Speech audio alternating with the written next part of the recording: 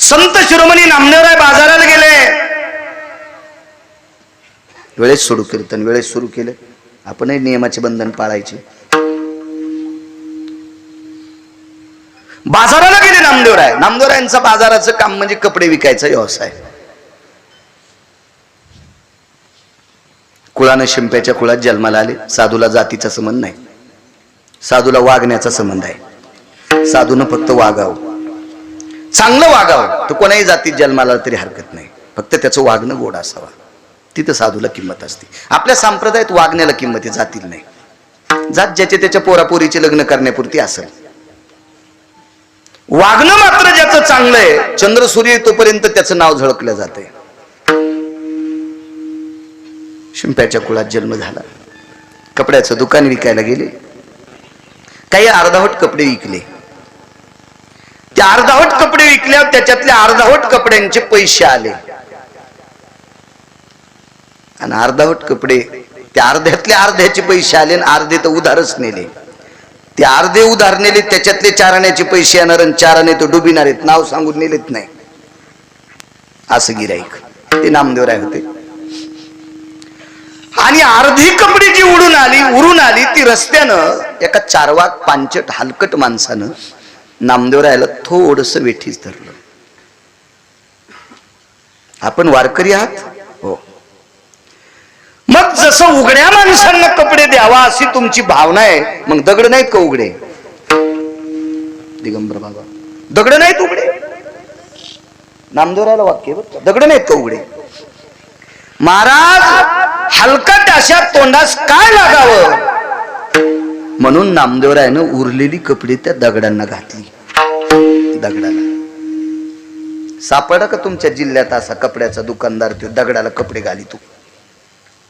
फाटके तरी, फाटके कपडे तरी कशाला घालतील? हे गॅरेजवाले फाटके बी विकत घ्याले हात पुसायला, काहीच राहील, काही सगळं इकत, सगळं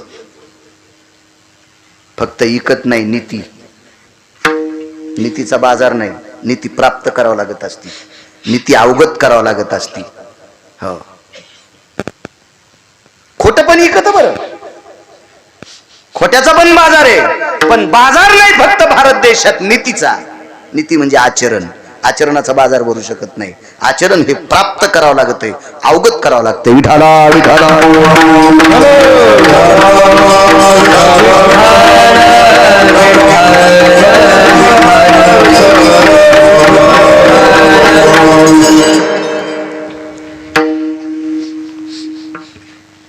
कलेला किंमत आहे नाही म्हणत नाही, पण कलेच्या सोबत जर नीती असेल तर तिला किंमत आहे। शब्द फेक आहे, वक्तव्य छान आहे, भाषा शैलीवर प्रभुत्व आहे,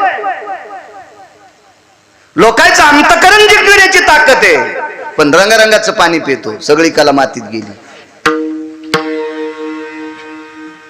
नाही तर कलेने अवगत असणारा हा देश आहे। राजो, या परम पावन देशातला मा जगदंबेचा उपासक राजाराम बापू, ज्यांचा 70 मीटरचा झगा अमेरिकेत फिरला, काय ताकद या महाराष्ट्राची, काय ताकद या भारत देशाची। 70 मीटरचा झगा राजाराम बापूंचा, महाराज अमेरिकेमध्ये फिरलाय, अमेरिकेमध्ये फिरत होता। काय विद्वत्ता असेल त्या महात्म्याकडे, कला आहे। पण कलेला आचरणाची जोड असली की मग मात्र किंमत। दगडाला कपडे घातली, घरी आले, बाबांनी विचारलं, माणूस विकास जयस्वाल किती जरी विद्वान असेल तर त्याला जोपर्यंत मालक आहे का तोपर्यंत त्याला किंमत आहे। ज्या दिवशी मालक संपतो का त्या दिवशी कोण्या जागेवर गाडग्याला छिद्र पडेल काही सांगता येत नाही। म्हणून मालक असावा, मालक आपल्याला कोणीतरी पुसणारा असावा। सुनेला बऱ्याच वेळेस वाटतं सासू पटकन मारावा, अशा नालायक सुनायला वाटतंय। अशा काही वाटुळे येत ना, हरामखोर नालायक त्या वाहटुळीला वाटतं आपली सासू मरावा, असं नसतं बाई। ज्या दिवशी सासू मरत असती त्यावेळेला विचाराचा पगडा कायमचा जळत असतो, अधिकाराचा पगडा कायम जळत असतो. आणि मग त्यावेळेला कधी काय चूक होईल काय सांगता येत नाही. महाराज बैल किती बी चांगला राहा असू द्या तरी पण त्याला व्यसन असावा. आणि व्यसन असल्याच्या नंतर जिथं गाडी थांबवायची, जिथं आऊत थांबवायचं, जिथं वळवायचंय तिथं वळत असतंय. आपल्याला विचारणारा या शब्दाचा अर्थ आहे ती व्यसन. आपल्याला व्यसन असावं, व्यसन. आणि व्यसन तुटलेल्या बैलाला कठाळ्या म्हणत असतील, इतकं लक्षात ठेवा. एक टायमाची भाकरी खाऊन ज्यानं आयुष्यभर कमाई केली तो बाप आणि माय मरावा आणि त्या पोराच्या हातात संपत्ती जावा, त्याला अक्कल आहे का किती खावा म्हणून? विचारणारा संपला की काम संपलं. आपल्यावरचा पगडा संपला की काम संपलं. राजे हो, गावरान तुपाचा डब्बा आहे म्हणजे फार शहाणा नसतो. प्रकाशराव, गावरान तूप कशावर खातो याला शहाणा म्हणत असतात. कुंटलानं गावरान तूप घरी असावा, वरणावर खा, भातावर घे, पोळीला लावून खा, भाकरीला लावून खा, वांग्यावर खाऊ नको ना बैंगण्या. गावरान तूप वांग्यावर खाणे अर्थ याच्या करता सांगतोय, आपल्या बाप दाद्याने कमवलेली संपत्ती नालायक ठिकाणी खर्चीनं, याचा अर्थ असा आहे. माणसाला विचारणारा संपला की विचारणारा संपला की असं समजायचं आपलं डब घाईला आले.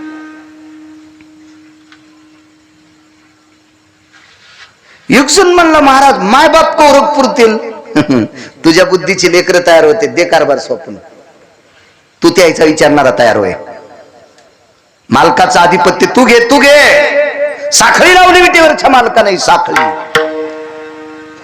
महाराज का अधिकार माझ्या संत शिरोमणी नामदेवरायचा, पण विचारणारे बाबा आहेत, विचारणारी आई आहे. नाव आहे गोणाबाई. नामा मी नाही म्हणालो बरं, आई साहेब म्हणतात. नामा जी आई साहेब, जी जी जी. किती कापडं विकली, एवढी एवढी विकली. या या लोकांनी पैसे दिली, अशा अशा बायका आल्या, त्यांनी उधार नेले, उधार कपडे नेले, उधार. बर मग एवढी कपडे विकली, इतक्याची पैसे आली, इतकी उधार झाली. मी एवढी टोपरे तुम्ही शिवली होती, एवढ्या कुंच्या शिवल्या होत्या, एवढे दुपटे शिवले होते, एवढे आंगडे शिवले होते. आंगड म्हणून वेगळं वाटतं लोकांना, वेगळं वाटतं, वेगळं वाटतं, वेगळं वाटतंय. हो, आपले शब्द बोलायला लाज वाटते काही काही लोकांना, लाज लाज लाज वाटते. हो, आणि काय म्हणून भारत देशाचे महाराष्ट्राचे सांगायचे, इकडच कशाला पुळका सांगतात मग? आपलं बोलायचं जर कंटाळा येत असेल तर. महाराष्ट्रातल्या हिंदू संस्कृतीतल्या लेकरांनी बापाला बाबाच म्हणावं, किमान मराठी बोलणाऱ्यांनी बाबाच म्हणावं, बाबाच म्हणावं, बाबाच म्हणावं. आईला आईच म्हणावं. काय भंगिरे शब्द अंगाला चिटकून घेता आणि गंध लावून फिरता आणि स्वाभिमानानं सांगता आम्ही हिंदुत्व आहे. सोंबाळ्या गप्पा आहे ते, नाटक आहेत सगळे नाटक. कशाला सप्तेन, कशाला कीर्तन, कशाला भागवतन, कशाला रामायण, कशाला लोकांची टाइम मातीत घालता. निदान कीर्तनकाराच्या पोरायनं तरी बापाला बाबा म्हणावा आणि माईला आई म्हणावा. ते पण म्हणतो पप्पा कीर्तनाला गेले, वा रे पापिया. आणि डॅडी कीर्तनाला गेले, वा वा वा. शोकांतिक आहे. चला आई ग, काय शब्द आहे. एवढी कपडी विकली, एवढ्याची पैसे आली, एवढी उधार गेली, राहिलेली कपडी येताना काही गरीब लोकांना घातली. त्याने मागितली होती नाही, म्हणून घातली. पैसे देतील, नाही दिले तर घेऊन येईल. सहज शब्द गेला तोंडातून. नाही दिले तर त्यांना घेऊन येईल. दुसऱ्या बाजाराला ही 15ची 15 दगड टोपल्यात टेकून घरी आणली. अख्खा मंगळवेढा, अख्खं पंढरपूर हसत होत. काय दामाजींचा नामा पागल झालाय, गोणाबाईचा नामा पागल झाला, राजाबाईचे मालक पागल झाले.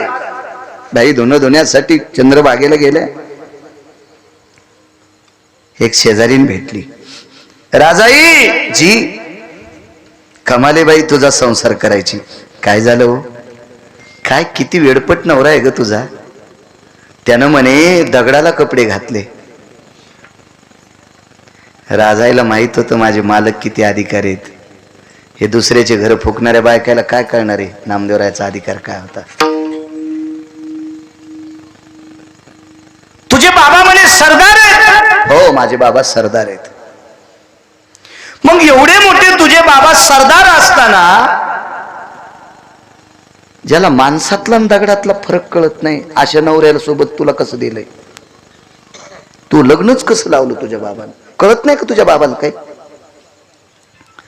तिनं सांगितलं बाई तुम्हाला माझ्या मालकाच्या बाबतीत काय म्हणायचं असेल तर म्हणा, पण त्रिभुवनात माझ्यासारखी सुखी बाई कोणीच नाही की तिला नामदेवरायासारखे पती आहेत. त्रिभुवनात सुखी कोण नाही. त्रिभुवनात सुखी. एक छोटासा मुद्दा मांडतो.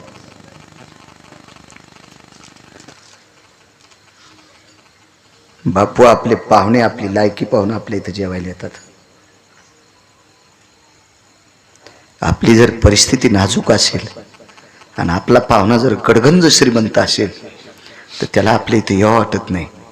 बरं बरं गडबड आहे, भेटू कधीतरी, येऊ तुमच्याकडं, बघू पुन्हा, वेळ भेटल्यावर पाहू. त्याला लाज वाटते. लाज. आपल्या भारीची गाडी ह्या पाहुण्याच्या दारापुढे ओपन का. आणि शेजारी पाजारी म्हणतील हे तुमचे पाहुणे आहेत का, तर आपल्याला लाज वाटन. लाज लाज वाटते. लाज म्हणजे आपल्याकडे येणारी वैभवातली माणसं वैभवाच्या टप्प्याने मोजित असतात. हे तुमचा आमचा भाव आहे. महाराज विश्व ज्याच्या ताब्यात येतो जगाचा पाप जिच्या मालकाला मानित होता, याच्यापेक्षा मोठा पती कोणता पाहिजे. कोणता पाहिजे मोठा पती. एका लग्नाला गेलो. मोठी व्यक्ती लग्नाला आली. भूक लागलेली होती आणि भूक लागल्यामुळे ड्रायव्हरला सुद्धा वाटत होतं आपण जेवावं. साधारण मंडप होता. फाटक्या तुटक्या चटाया होत्या. पत्र्यावर भाजलेल्या मोठाल्या पोळ्या होत्या. सकाळी फोडणे दिलेल्या भाज्या, वरण होतं आणि सगळी माणसं पंक्तीला बसली. पण त्या पंक्तीत त्याच्या इतका एकही श्रीमंत नसल्यामुळं त्या पंक्तीत तो जेवला नाही.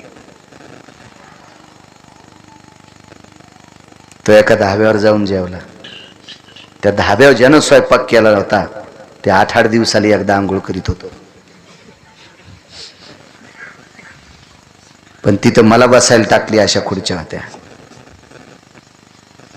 महाराज आपल्या रक्ताच्या नात्यातले हरामखोर पाहुणे आपल्या प्रतिष्ठेचा विचार करून आपल्यासोबत जेवतात, आपल्यासोबत अनुकरण करतात. आपल्याला किती श्रीमंत करायचं आणि किती भिकारी करायचं ज्याच्या हातात जगाचा पाप नामदेवरायाच्या सोबत विटेवरचा खाली उतरला आणि पानग पानग पानग भाजी नाही मिठाच्या कड्यासोबत खाल्ली. पाषाणाची मूर्ती कापे थरा थरा, जीवी भरा भरा नाम्या सवे. काय अधिकार आहे. त्या बाईनं सांगितलं बाई तुम्हाला काय म्हणायचं ते म्हणा, पण त्रिभुवनात माझ्यासारखी वैभवशाली बाई कोणी नाही की जिला नामदेवरायासारखं पती आहे. नामदेवरायासारखं पती आहे.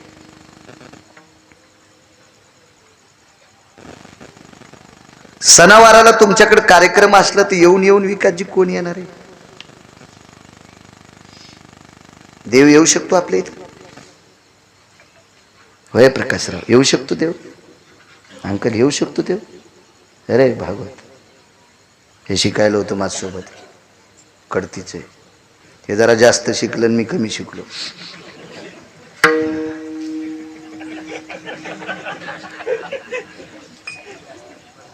हा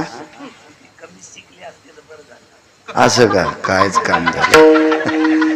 हो माझ्यासोबत तू कमी शिकला असता तर तू बी असाच झाला असता रे महाराज. काय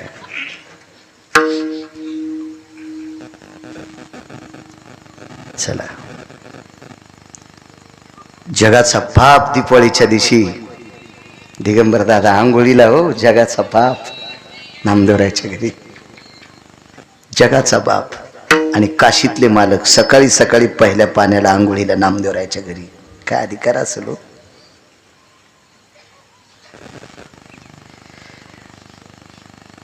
बाईनं सांगितलं काही म्हणा, त्रिभुवनात माझ्यासारखी कोणी पुण्यवान नाही. ती बाई म्हणली, बाई तो नवरा दगडाला कपडे घालतो आणि तरी त्याचं मोठेपण. बाईनं पुन्हा सांगितलं, तुमच्या सगळ्यांच्या सोयरिकीला एखाद्या वेळेस एखादा आमदार आला असेल, पडद्यावर तरी बिन कापायच्या कामी नाही.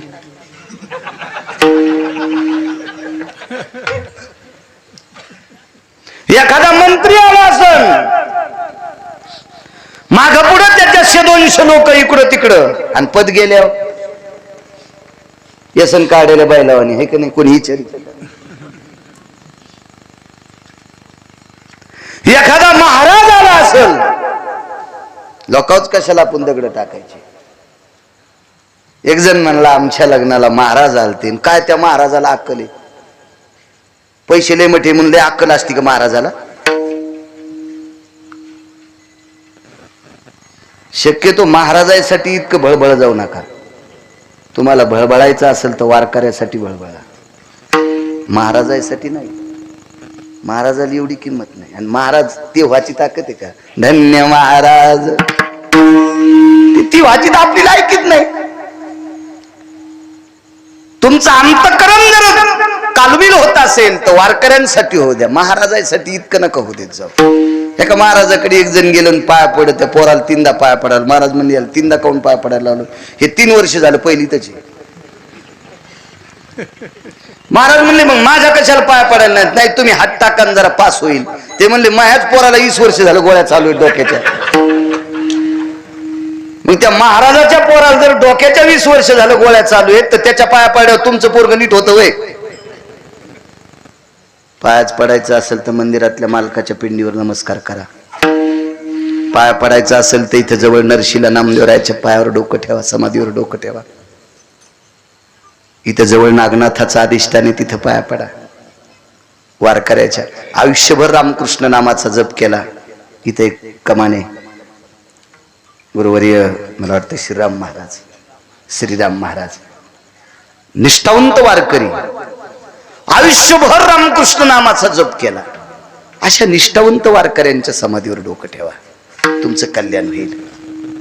महाराज त्या भजे ताळणाऱ्याला बी महाराज म्हणते. हे वस्ताद महाराज आहेत, वस्ताद.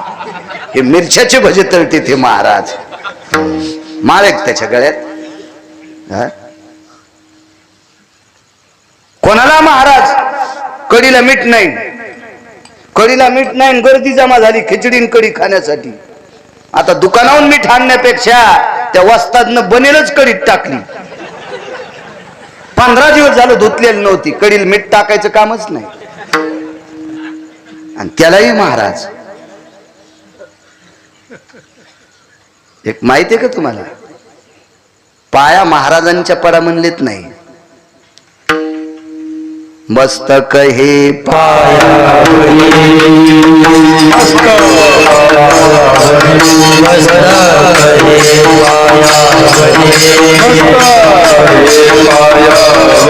या वारकरी संताच्या, वारकरी संताच्या, वारकरी संताच्या, वारकरी संताच्या.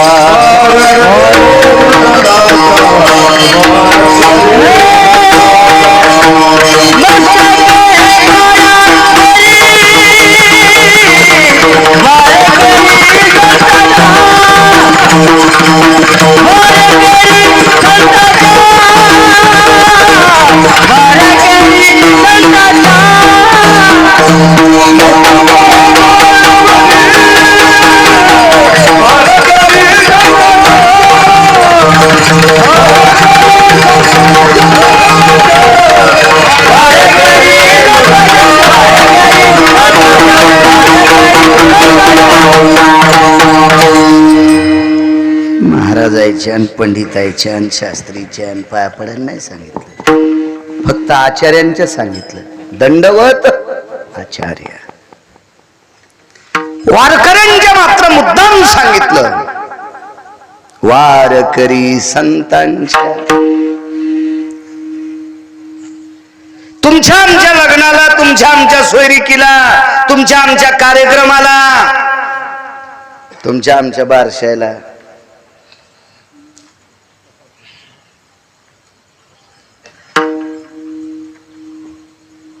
कोणी कसराव काय सांगायचं नाही.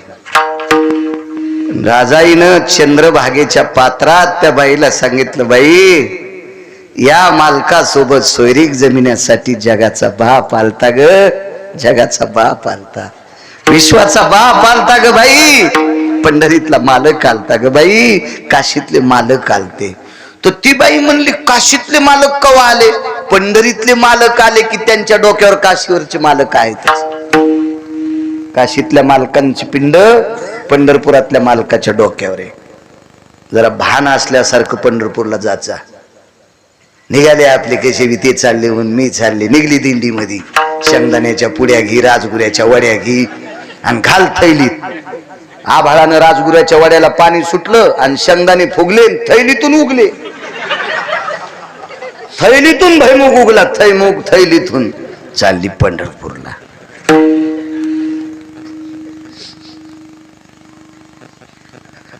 त्याच्यावर दगड टाकल्यावर मुंगळे लय खुश झाले.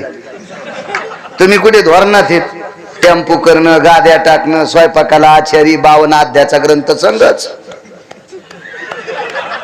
टेम्पो सगळं चंद्रभागेत जरी पुरलं तरी तुमचा उद्धार आहे का?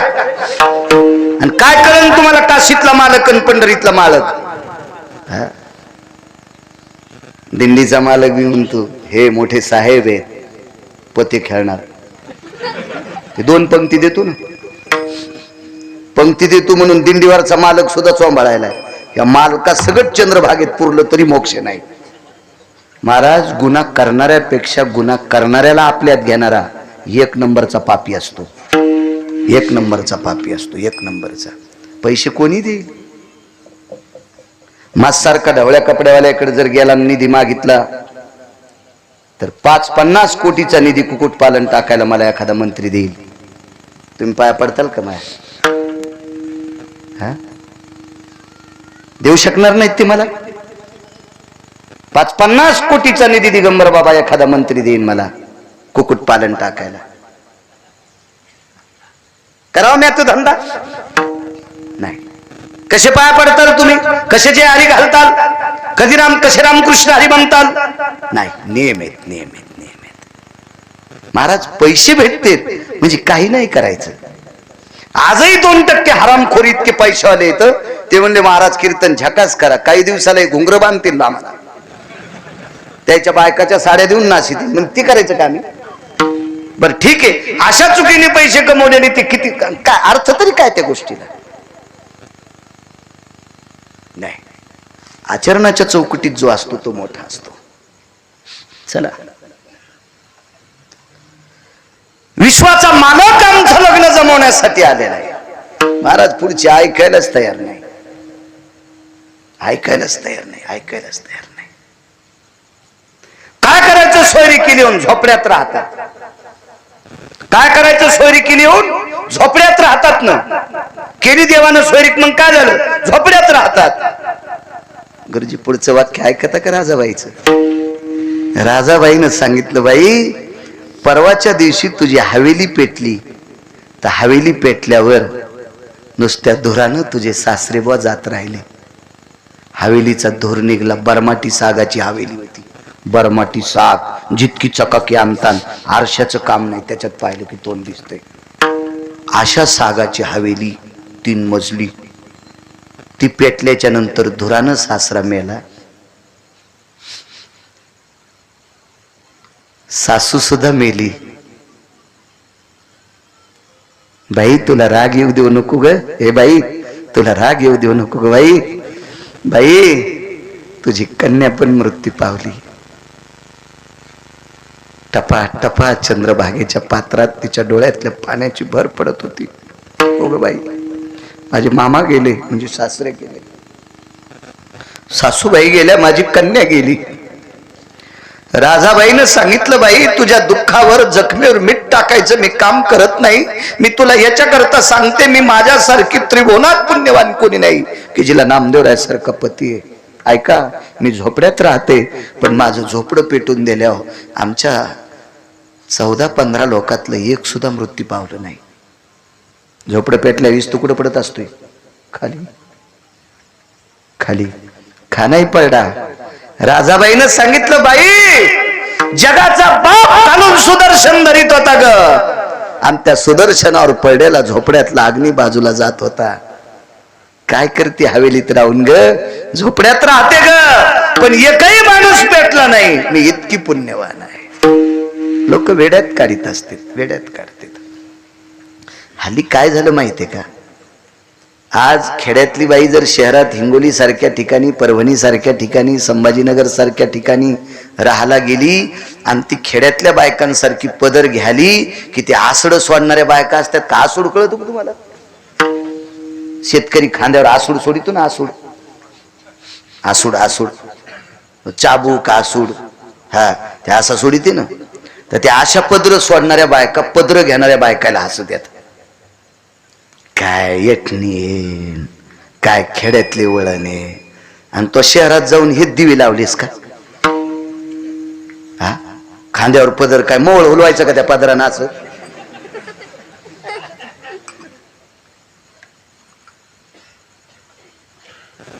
एके दिवशी, हे 4-5 दिवसाचीच गोष्ट आहे, आमची टरबूज गेले रानात. ते टरबूज चांगले झाले. तर 36 टन ज्या गाडीत टरबूज बसते, ते गाडीचं मालक बिचारा आपला आलं, ते व्यापारी, ते चांगला माल आहे वगैरे वगैरे वगैरे. ज्यानं आमच्या रानात टरबूज लावले त्याला मालिक मालिक मालिक मालिक करू लागले. त्यानं आमच्या रानात लावली टरबूज, आणि मी धोत्रावर आपलं धोत्राचा असा गोळ धरला आणि चलू लागलो. काही नाही.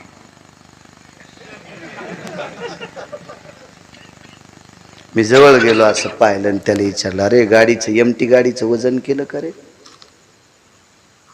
हो म्हणले, केलं. केलं म्हणले महाराज. ते बाया ते टोपले घेऊन आले, बाजू हटो. ते मला म्हणाले बाजू हटो. हो, मग आमचं रांजन केलं का ते कानात म्हणलं, ये तो खेत के मालिक है. अच्छा, आप पंडित जी, यांना तिकडच चोंभाळा. तिकडं फक्त धोत्रान गोळ केला. म्हणजे इतक्या ह्या हरामखोरा अवलादी झाल्या, धोत्रावाल्याला किंमतच देईन त्या भडव्या अवलादी. पण धोत्रावाल्यानं एक टायमाच्या भाकरी खाऊन जमिनी कमवून ठेवल्यात. पॅन्टीवाल्यानं जरा जरा लाजा नदीला टांगू नका. धोत्रावाल्याचा अनादर करू नका. धोत्रावाल्याला किंमत आहे. धोत्रावाल्याचं चित्र असल्याशिवाय भारत देशातली नोटच चलत नाही. म्हणून या शहरात गेलेल्या बायका आधुनिक पद्धतीचं पाश्चिमात्यीकरण, विदेशीकरण, ते फार फार सुपिकता झाली म्हणून त्यांच्या डोक्यावर काजू उगायलेत. हो, जमिनीत लावायचं कामच नाही आता. काही दिवसाला बैंगन येऊन डोक्याला म्हणजे बरं आहे, म्हणजे काट्यानं खाजू खाजूच पंडी व्हायची. हो, भारत देशाच्या न्यायाप्रमाणे, महाराष्ट्राच्या न्यायाप्रमाणे त्या पद्धतीनं राहणाऱ्या लोकांना ही काल परवाची वेड्यात काढतात, वेड्यात. पण नाही, हीच माणसं अधिकारी आहेत. कधी बी लक्षात ठेवा, जुनं ते सोनं आहे, येईल जुन्यावर काळ. थोडस थांबा. लवून चोपून पदर घेणाऱ्या बाईचे केस पिठल्यात पडतच नसते. पिठल्यात, चपातीत, भाकरीत केस कोण्या बाईचे निघते? जिच्या डोक्यावर पदर नाही तिची. कव्हा दातळ पुढंच, आरशा पुढंच. हो, चपाती तुटता तुटन तरी ते बैल म्हणला, महाराज तिला राहाचाच लय नाद आहे. ते 2 पायाचा बैल तरी म्हणला तिला राहाचाच लय नाद आहे. म्हणलं वा वा, सिनेमात पाठवा. इकडे नका दिवे लावायला ठेवू. हा येते जित्यान विठाला विठाला. विदेशीकरण फार सगळं थोडं डोक्यावर घेतलं. हे विकासाचं लक्षण नाही. हे प्रगतीचं लक्षण नाही, हे नाविन्याचं लक्षण नाही, हे अधोगतीचं लक्षण आहे. ह्याच गोष्टी जर मोठी अनुकरण करत राहिले तर उद्याचे आपले नातू पण तू काय करतील, हे किती टक्के कपडे घालतील याची सुद्धा भीती वाटेल. उद्या भीती वाटेल हे कशा पद्धतीचे कपडे घालतील. चला, बाईनं सांगितलं, माय तुझी हवेली पेटल्याच्या नंतर सासू सासरे गेले, तुझी एकुलती एक कन्या गेली ग बाई, लक्ष्मी स्वरूप कन्या गेली. आमच्या झोपडं पेटलंय तरी पण अग्नी बाहेर पडतोय. विटेवरचा मालक सुदर्शन धरतो आणि विस्तू बाहेर टाकतो. इतकी पुण्यवान आहे मी, मला नामदेवरायासारखे पती प्राप्त झाले. किती मोठा अधिकार, किती मोठं नाविन्य, किती मोठं वैभव. विरक्त करते साध्या लोकांना. अख्ख्या मंगळवेढ्यामध्ये आणि पंढरपूरमध्ये परिसरात चर्चा झाली, गोनाबाईचा नामा वेळाय, दगडाला कपडे घातले. आणि नामदेवरायांनी ही 15ला 15 दगड, प्रकाशराव बिडकर, ती दगड आपल्या देवघरात कोंडून ठेवली. जिथं देवाचा अधिष्ठान जनाबाई राहतो त्याच्या झोपड्यात, तिथं कोंडून टाकले, दोरी बांधून टाकली. कारण कवाड थोडं असतं झोपड्याला. आणि बाबा मंगळवेढ्याचं भांडार सांभाळून आले आणि बाबांना सांगितलं, बाबा हे उधारी न देणारे हे इथं कोंडून टाकले. काय कोंडलं होतं? कसराव दगड, दगड कोंडले प्रकाशराव, दगड. काय वानवात न पुरे वाणी, दगड कोंडली. बरीच लोक बघायला आली, बरीच लोक बघायला आली. तुम्हाला एक सांगू का, जी माणसं अपघात पाहायला जाते ती माणसं मातीला जात नसतात. एक लक्षात ठेवा. एखादा व्यक्ती जर विहिरीत पडून मृत्यू पावला ना तर पाहाला हजारिक लोक जातील, त्याच्यातले मातीला किती येते ते सांगा. म्हणजे लोकांना आघात पाहायचा छंद आहे. हो, त्याला आतिषबाजी काही असा शब्द आहे ना, म्हणजे आतिताईपणा ऐकायचा नाद आहे, अतिशोक्ती पाहण्याचा नाद आहे, कर्तव्याचा नाद नाही. काही पडलेल्या माणसाचा शिल्पी घेते, नामक घेते, लगेच टाकते ना, असं झालं तसं झालं. अंत्यविधीला कोण जातोय? कोण नाही, कोण नाही, कोण जात नाही. एखादी गोष्ट काही घडली ना, इतकी बघायची संख्या. गोनाबाईच्या नामानं म्हणजे दगडच कोंडलेत, म्हणे दगडच कोंडलेत, दगडच. अख्खा परिसर बघायला. दामू शेटी येता येता रस्त्यान म्हणजे वा वा वा वा वा, काय मुलगा आहे. कपडे दगडाला घातले आणि ते दगड पैसे देत नाहीत म्हणून कोंडून टाकली. नुसती मान खाली घालत घालत आले. विटेवरच्या मालकाला विचारलं, देवा काय संसारात जगिन्य माझ्या मांडलंस रे. घरी आल्याच्या नंतर नामदेवरायांनी सांगितलं, बाबा ही बघा, ही गिऱ्हाईक इथं कोंडून टाकलंय. दोरी होती रक्ताची केलेली, रक्त म्हणजे धोतर होतं, त्याची दशी फाडीन त्याची दोरी ती ताटवा बांधून गाठ सोडल्याबरोबर आतमध्ये पाहिलं, 15ची 15 दगड सोन्याची झाली. 15ची 15 दगड सोन्याची, 15ची 15. आता चेष्टा करणाऱ्या हरामखोराला वाटत होतं या दगडातला इतका तरी आपल्याला द्यावा, खुडून तोडून फोडून इतका तरी द्यावा, एवढा तरी द्यावा, म्हणजे पप्याच्या माईला मी नॅकलेस करीन, असं वाटत होतं यायला. गोनाबाईनं सांगितलं, नामा अरे गरीब गिराईक आहे, मोठमोठी लोक पैसे बुडीतेत, गरीबाला कोंडून काय फायदा आहे, त्याच्या घरी नेऊन घाल, पुन्हा दगड टोपल्यात. आता चांगल्या चांगली श्रीमंत नामदेवरायाच्या माग डोंगराव कुठं टाकीत. दिगंबर बाबा आपल्याला घ्यायचे, ते घेण्यासाठी माणसं पळायलीत. नामदेवरायाच्या टोपल्यात येत तोपर्यंत दगड दगड होते पण सोन्याचे होते, आणि नामदेवरायाच्या टोपल्यातून खाली पडले की दगड दगडाची झाली. कोणाची ताकद आहे? या संतांची. म्हणून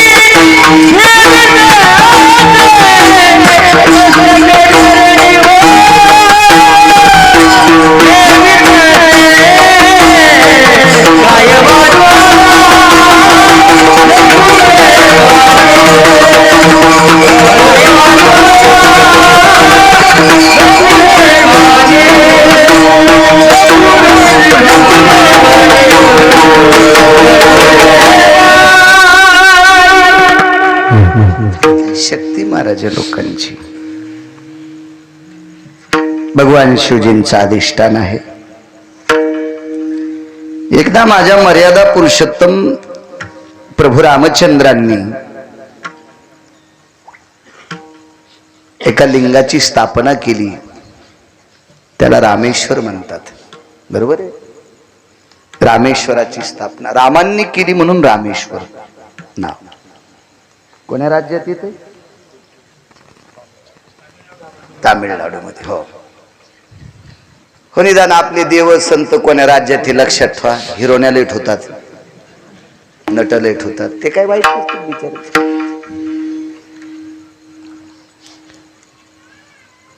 पण ते पाहिल्याने तुम्हाला पुण्य कुठं प्राप्त होईल? मोल देऊन या नटाचा तो वेश. कधी कधी संत आपले देव कुठं काय उद्या भविष्यात आपल्याला माहित असलं तर आपल्या लेकरांना नातवांना आपण सांगू. रामेश्वराची स्थापना केली. अडचणी किती पहा. मर्यादा पुरुषोत्तम रामचंद्र ज्या वेळेला रामेश्वराची स्थापना करायची ठरली त्यावेळेला जंगलात आहेत. प्रभू रामचंद्राकडे माझ्याकडे जे रुमाल आहे का, एवढा सुद्धा रुमाल नव्हता प्रभू रामचंद्राकडे तोंड पुसायला. इतका पण अंगावर जे कपडे होते ती झाडाची साल होती. मला कपडे द्यायचेत, किती दिवस नेसवायचे किंवा कोण्या दिवशी दुसऱ्याच्या हाताने नेसवायचे हे दिवस लक्षात असेल ना. त्याला शेवटचा दिवस म्हणतात. आणि त्या कपड्या सगळं पेटून देतात किंवा दफन करतात. हा शेवटचा दिवस आहे. हे ज्याच्या हातात आहे त्याला तोंड पुसायला सुद्धा रुमाल नव्हता. कशी प्राणप्रतिष्ठा करायची शिवजीची? सोबत एकच व्यक्ती आहे, लखनलाल. मर्यादा पुरुषोत्तम रामचंद्रांचे बंधू शेषशाही भगवान एकच. बाकी सगळे पशु आहेत गुरुजी, सगळे पशु. 18 पद्म वानर, 72 कोटी रीस आणि 56 कोटी गोलांगोल. आता मागे कळसाचा कार्यक्रम झाला. विद्वान ब्राह्मण आमंत्रित केले, पूजा मांडल्या होत्या, इथं हवन कुंड केलते. फार मोठा कार्यक्रम झाला, छानसा. मंदिर नवीन बांधलं, सगळ्या गोष्टी. किती खर्च, किती गोष्टी. पण आपल्याला शक्य होतं ते. बाजारपेठ जवळ आहे, मोठी मोठी दाते आहेत, यजमान आहेत, पैसे देणारे, धान्य देणारे. तिथं कोण होत? अस्वलाईन काय देवा?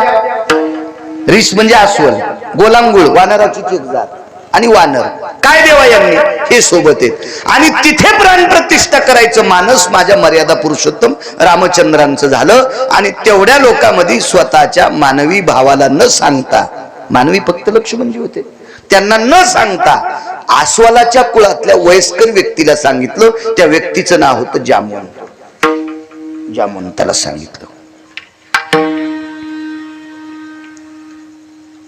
जामवंतजी महाराज. जामवंतजी म्हणल्याच्या नंतर जामवंतानं जी म्हणायचं. आणि जामवंतानं प्रभू रामचंद्राला प्रभू रामचंद्र म्हणलं, प्रभू रामचंद्रानं जी म्हणायचं. कारण जामवंत हे प्रभू रामचंद्राच्या आजोबाच्या काळातले होते. इतके वयस्क होते. जामवंतजी जी प्रभूजी भगवान शिवजींची स्थापना करायची. मला शंका सुद्धा विचारली, गरज नाही सांगायची पण सांगतो.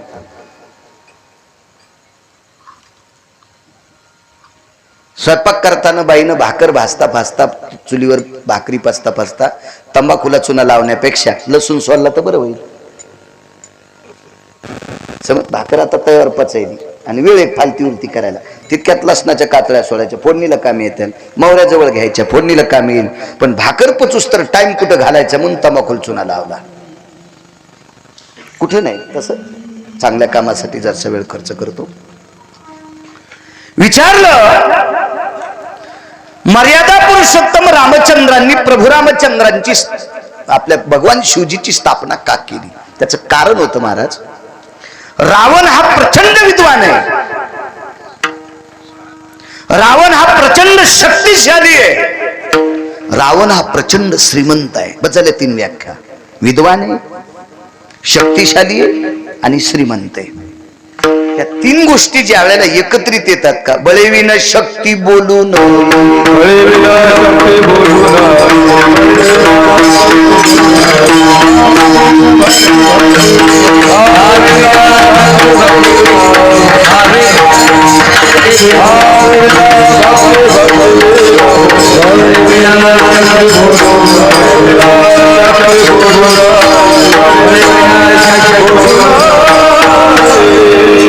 पारा जी गोष्ट आपल्याला अवगत नसती ती बकबक करणं मूर्खपणाचं लक्षण आहे. बळेविन शक्ती, प्रचंड विद्वान आहे रावण. मला सांगा, बंदुकी वालं पुढे उभं आहे, ते म्हणलं मी तुला हाणतो, आणि इकडचा म्हणला थांब तुला एका फटक्यात पाडितो, काठी घेऊन का जाशील, त्यात ते बटन दाबल्याबरोबर मरण. मूर्खपणा आहे. बळेविन शक्ती बोलू नये.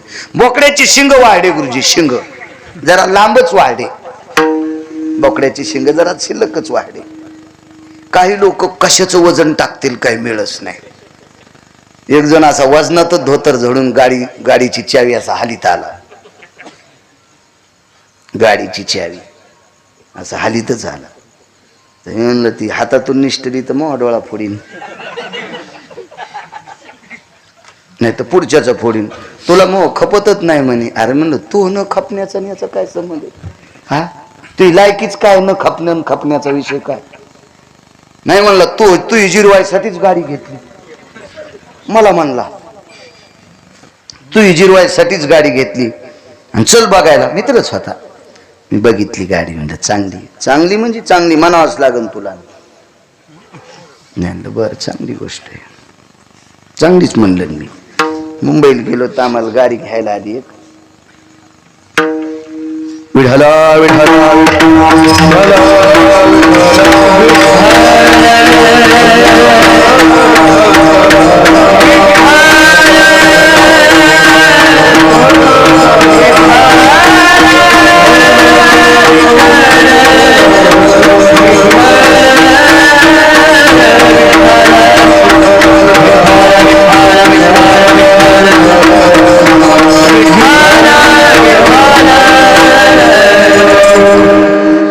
मंडप सोना सोना वाटत होता आज.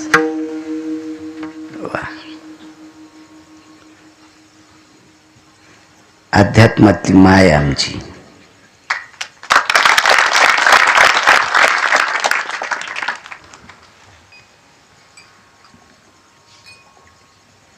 गाडी आणली, वजन कशाचं बी आणायचं नाही.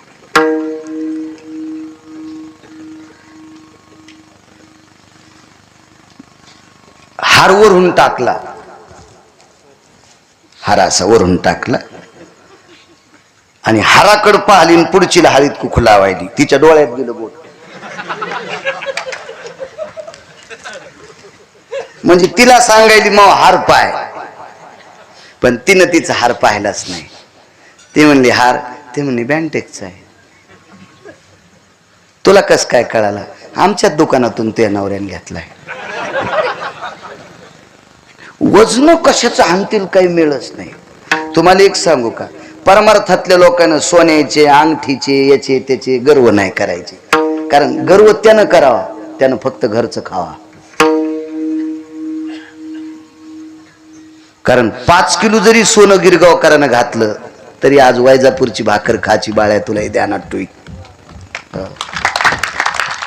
तुला श्रीमंत आहे ना, तर घरच्या रानात भजन करून पप्याच्या माईला डबा सांग. भिकार चोट कुठला लागला बोट हलवायला पंक्तीनं, इथं कडी वाडा आणि इथं शिरा वाडा, यम इथून हात तोडीन तो, इथून वेडावणी करायला का सुंबळ्या.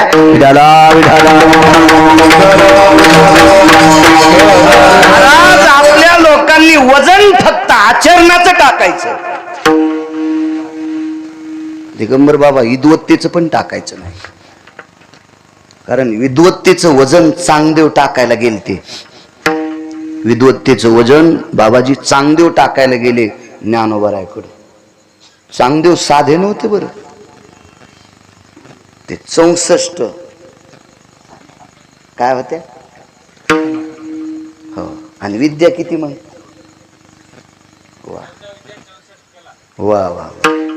याच्यानंतर पुढच्या वर्षी तुम्हाला आणि विकासरावलाच फेटा बांधायचा आणि मी ऐकायला बसन. आनंद एका गोष्टीचा आहे, दोन का होत नाही पण हिरे निवडे. विठाला विठाला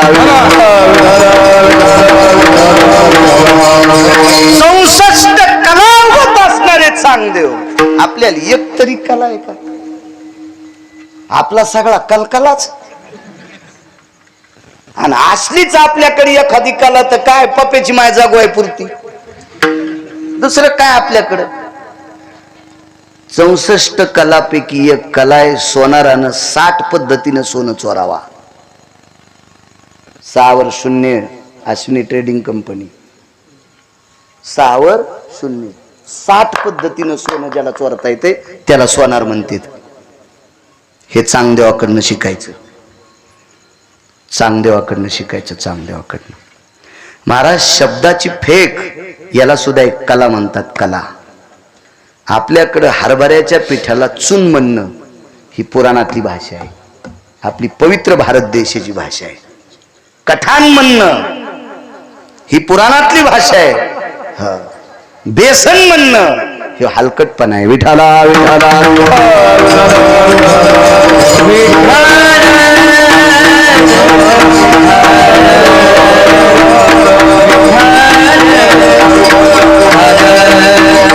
वजन हाणायचा नाद नको, हाणू वजन नको. बस आम्ही गेलो कल्याणला.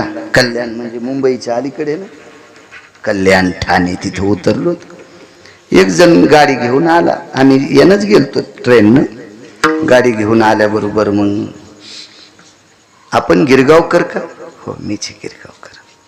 फेट्यावर वेगळे दिसतात. हो तसा दिसतो फेट्यावर बी, टोपीवर तर असा दिसनच ना. आता फेट्यावरच आणि टोपीवरच फरक राहणारच नाही. बर बर म्हणले, वा वा वा चला. म्हणलं कुठं? तुम्हाला जिथं कीर्तन आहे तिथं मी घ्यायला आलोय, मला पाठवलंय, माझ्याकडे काम सोपवलंय तुम्हाला न्यायचं. बर बर बर. ॲटो केला का? ते म्हणले नाही गाडी आहे माझ्याकडे. मला वाटलं ॲटोत घेऊन जाईल. तिघं होतो तर आम्ही सोबत. त्याची किली फिरीत आलतं का? गाडीची किली 7 लाखाची गाडी होती ना, असं फिरू लागलं. अजून नाही कर्ज फिटलं तिच्यावरच, अशी फिरू लागलं माझ्या पुढं. हो हो. मागच्या हप्त्यात मी 2 पोते हरभऱ्याचे पैसे दिले आणि 1 हप्ता फेडला. आणि ते मायाव किली फिरू लागला, अशी अशी केली. मायाचकडे तरी कुठं पैसे होते, झाल ते हरभरे म्हणून जमला मेळ. अशी किली फिरू लागला. ते सोबतच. ही माझीच गाडी आहे. बटन दाबल्याबरोबर 10 बाऱ्यात टॉय टॉयच किलो गाडी ना रे कायच करा. तो मधात बसल्यावर किती काढ होती काय माहिती. बसलो तर आतमध्ये तो काय नरम गिरम सगळं पद्धतशीर असा चोपून बसलो मी. म्हटलं आपला धक्का लागावा, दररोज उघडावा, नाही तर वरचं उघडावा. कोणी कोण उघडत होती ती गाडी भारीची. आमच्या संघचं म्हणलं इतकं काऊन चोपायला? म्हणलं केवढ्याची असन रे? ते म्हणलं भाव नाही माहीत गडे, पण गाडी जरा महागाईची दिसती. तुझ्या गाडी इतकी? ते म्हणलं याच्या टायरातच आपली गाडी येते. जाऊ द्या, इतकी जिरली तरी बस झालं. मी समोर गेल्याच्या नंतर म्हणलं दादा गाडी केवढ्याची? म्हणले 2.25 कोटीची. म्हणलं तर मेला बाळ आहे. 10 जन्म भेटले तरी 2.25 कोटीची गाडी भेटते का बाळ्याला? म्हणलं दादा काय काम करतात? काही नाही म्हणे, कंपनीत नाही, कुठं नाही, काय नाही. ईदभर पोटाची खळगी भरण्यासाठी टोल नाक्यावर टाळ्या वाजितो. टाळी वाजित नाही, टोल नाक्यावर टाळ्या. तो या महाराष्ट्रातला, भारत देशातला तृतीय पंथी बांधव होता. त्याने ईटभर पोटाची खळगी भरण्यासाठी गुरुवर्य टोल नाक्यावर टाळ्या वाजवावा आणि 2.25 कोटीच्या गाडीत बसावा. आमच्या संचालन म्हणलं याची जिरी तुका मै काय जिरी तू बाळायची जिरी तुका. पण आपल्या लोकांनी अशी वैभव नाही आणायची. आपल्या लोकांना आचरणाच्या मस्तीत राहायचं, आचरणाच्या मस्तीत. महाराज चांगदेवाकडे इतक्या कला. महाराज एकाच भक्तीच्या कलेनं चांगदेवाला पार जिरून टाकलं. काय ताकद. चला सांगतो पुढे योग भेटला तर. प्रचंड श्रीमंत रावण, हा नादी लागायचे नाही मोठ्यांच्या, प्रचंड शक्तिशाली रावण, प्रचंड विद्वान रावण.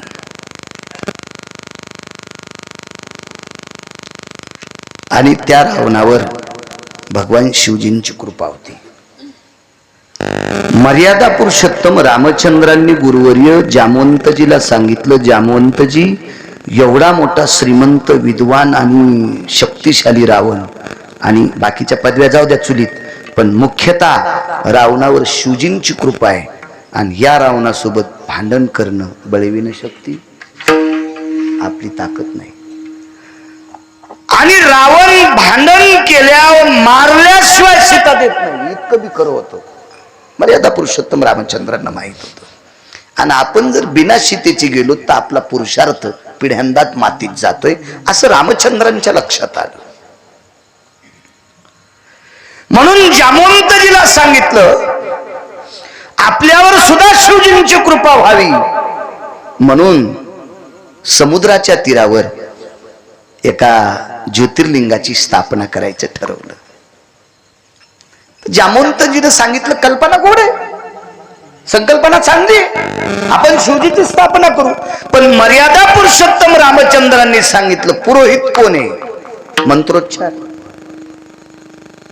सगिरिजाय स्थपते पाशुपतारुडाय दंडाधिमुंड भयस्थिताना येन त्रिशूलोतिधारयो मुंड दंडा भयंजनो आरुडादि कैलासाधियो यद्गंगां शिरसा बहु. कोण म्हणायचे मंत्र? विघ्नहरा सर्वस्तुतां गणानं त्वां गणपतिः ततां सुते शिवयज्जायं नाशादि विघ्नाय. कोण म्हणायचे ते पौरोहित्य कोण? जामवंतजीनं सांगितलं प्रभू आपल्याला अंतःकरणात भाव झालाय शिवजीची स्थापना करायची. काय वानवता न पुरेवानी, संतांची ताकद किती मोठी याच्यावर सांगतोय. आणि मग मी आणतो ना एखादा पुरोहित. आणि त्या ठिकाणाहून जामवंत एका गावात पोचले, त्या गावाचं नाव आहे लंका. लंकेत जामवंत आल्याच्या नंतर इतकी राक्षस खळबळली, हाना धरा बांधा, कारण गुप्तचरांनी सांगितलं हा प्रभू रामचंद्राच्या पक्षातला आहे, प्रभू रामचंद्राच्या पक्षातला. महाराज भवतालची इतकी येड्यावानी करीत येत, मोठाले सगळे एक असते.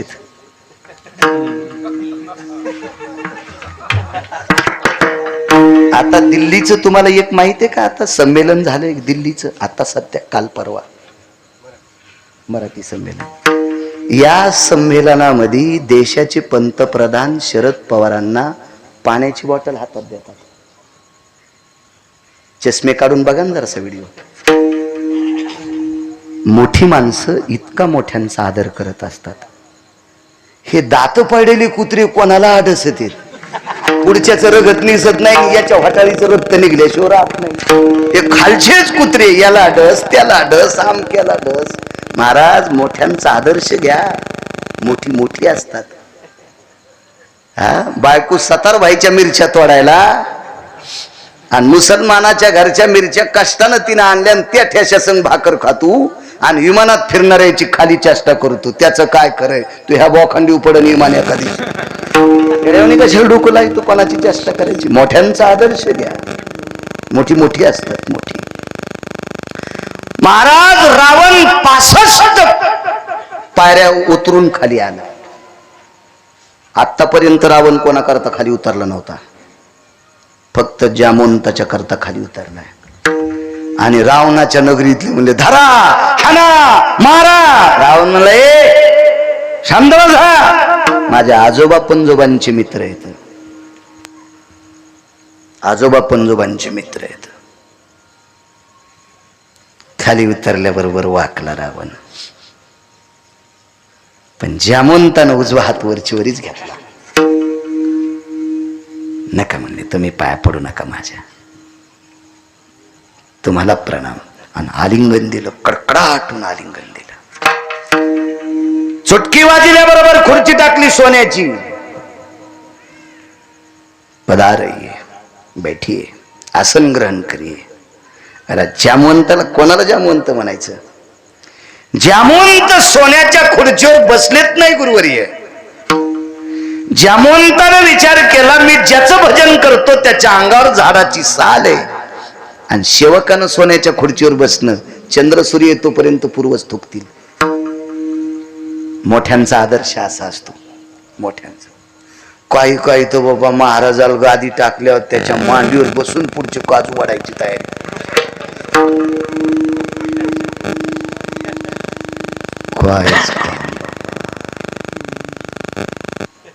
मर्यादा सांभाळायच्या.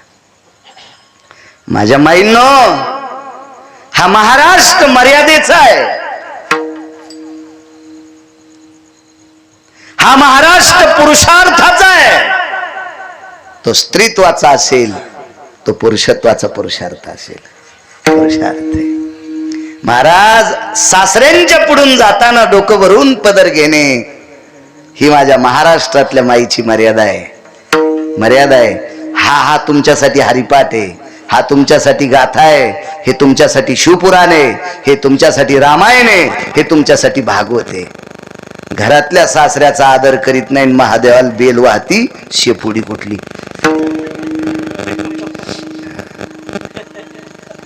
हे ती मेंढी, ती शेळी, कोण मानेन तिला? ज्येष्ठांचा आदर करणं हा सर्वात मोठा पुरुषार्थ आहे. तुम्हाला काल परवा आमच्या सारख्या कीर्तन करणाऱ्याला जुन्या लोकांचा कटाळा येतोय. भडव्या, तुला लाज वाटायला पाहिजे हरामखोरा. गिरगावचा बाळू, तू काल परवा कीर्तनात पडलास. तुझ्या अगोदर परंपरा कोणीतरी इथपर्यंत आणली होती याची लाज ठेव. मागच्या जुन्या लोकांना जर परंपरा इथं नसता आणली तर तू कुठं काय पाकिस्तान मध्ये गेला असता का नमाज पाडायला? आम्ही मोठ्यांचा आदर करणं हा पुरुषार्थ आहे आमचा.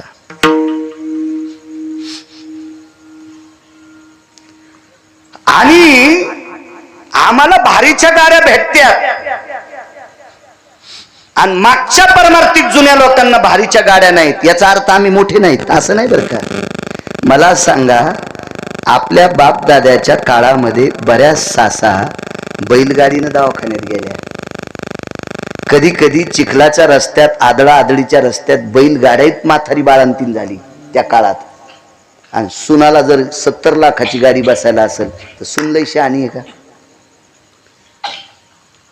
कंटुले, तू 70 लाखाच्या गाडीत जरी हिंगोलीला जात असशील, पण तू ज्याच्यासाठी कुंकू लावतेस तो पांदीला बैलगाडीत जन्माला आलाय, याचं भान ठेव.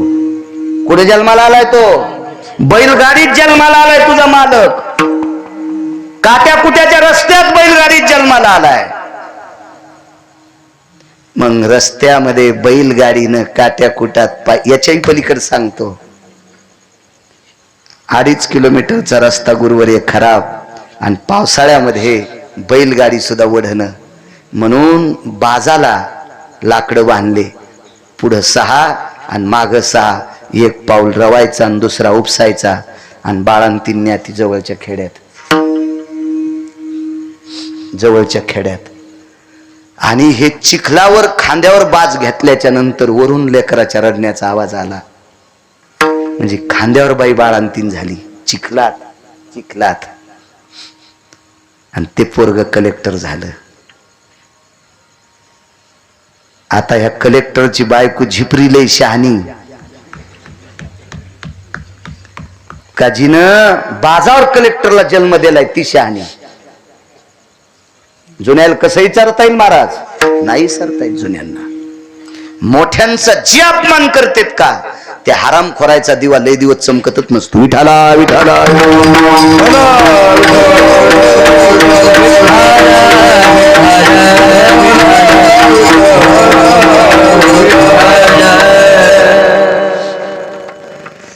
प्रचंड विद्वान रावण आपल्या आजोबा पंजोबांचे मित्र आहेत. आलिंगनच दिलं गुरुवारी, दर्शन घ्यायच्यासाठी वाकला.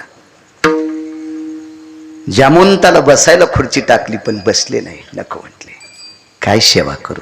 एकच काम आहे, भगवान शिवजीची स्थापना करायची. आणि भगवान शिवजीची स्थापना करण्यासाठी पुरोहित नाही. रावणाने विचारलं ठिकाण, समुद्राचं तीर आहे. रावण म्हणलं समुद्राच्या तीरावर आमच्या गावाच्या जवळ रामेश्वरान भगवान शिवजींची स्थापना करायची आणि माझ्यासारखं पुरोहित असताना तुम्ही नाही म्हणता?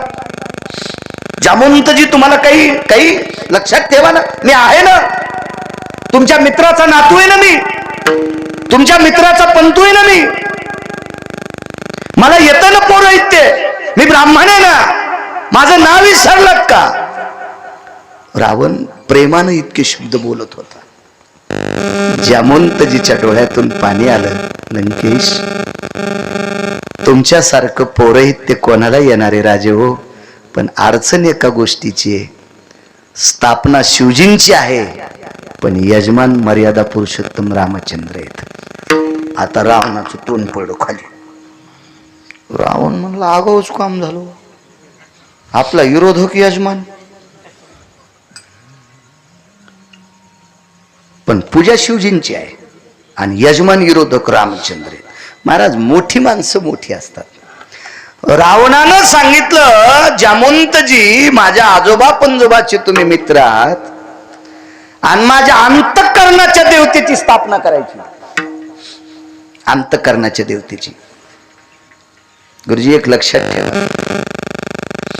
म्हणजे तुम्हाला शिकवायला असं नाही, ऐकायला ऐकी तुम्हाला शिकवायची, पण आपल्या वारकरी संप्रदायाचे संस्थापक अध्यक्ष कोण असतील तर भगवान शिवजी आहेत.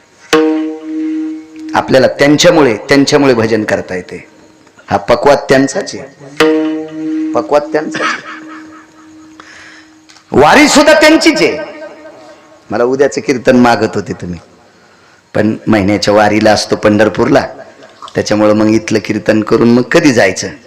दशमीला संध्याकाळी रस्त्यात कुठं असलं तर एखादं कीर्तन करून तिकडं जातो, पण इकडून जाऊन मग दूर होतंय, त्याच्यामुळं मग आजचं मागितलं, नाही तर उद्याचं जास्त विकासराव मागत होते. माफ करा, त्याच्यामुळे दिलं नाही उद्याचं. ही जी वारी आहे ना, ही शिवजींचीच आहे. संप्रदायातलं जे जे आपण भोगतो का गुरुजी, ते सगळं शिवजींचं आहे. एका जनार्दनी वैष्णव शिरोमणी महादेव, शिरोमणी महादेव, शिरोमणी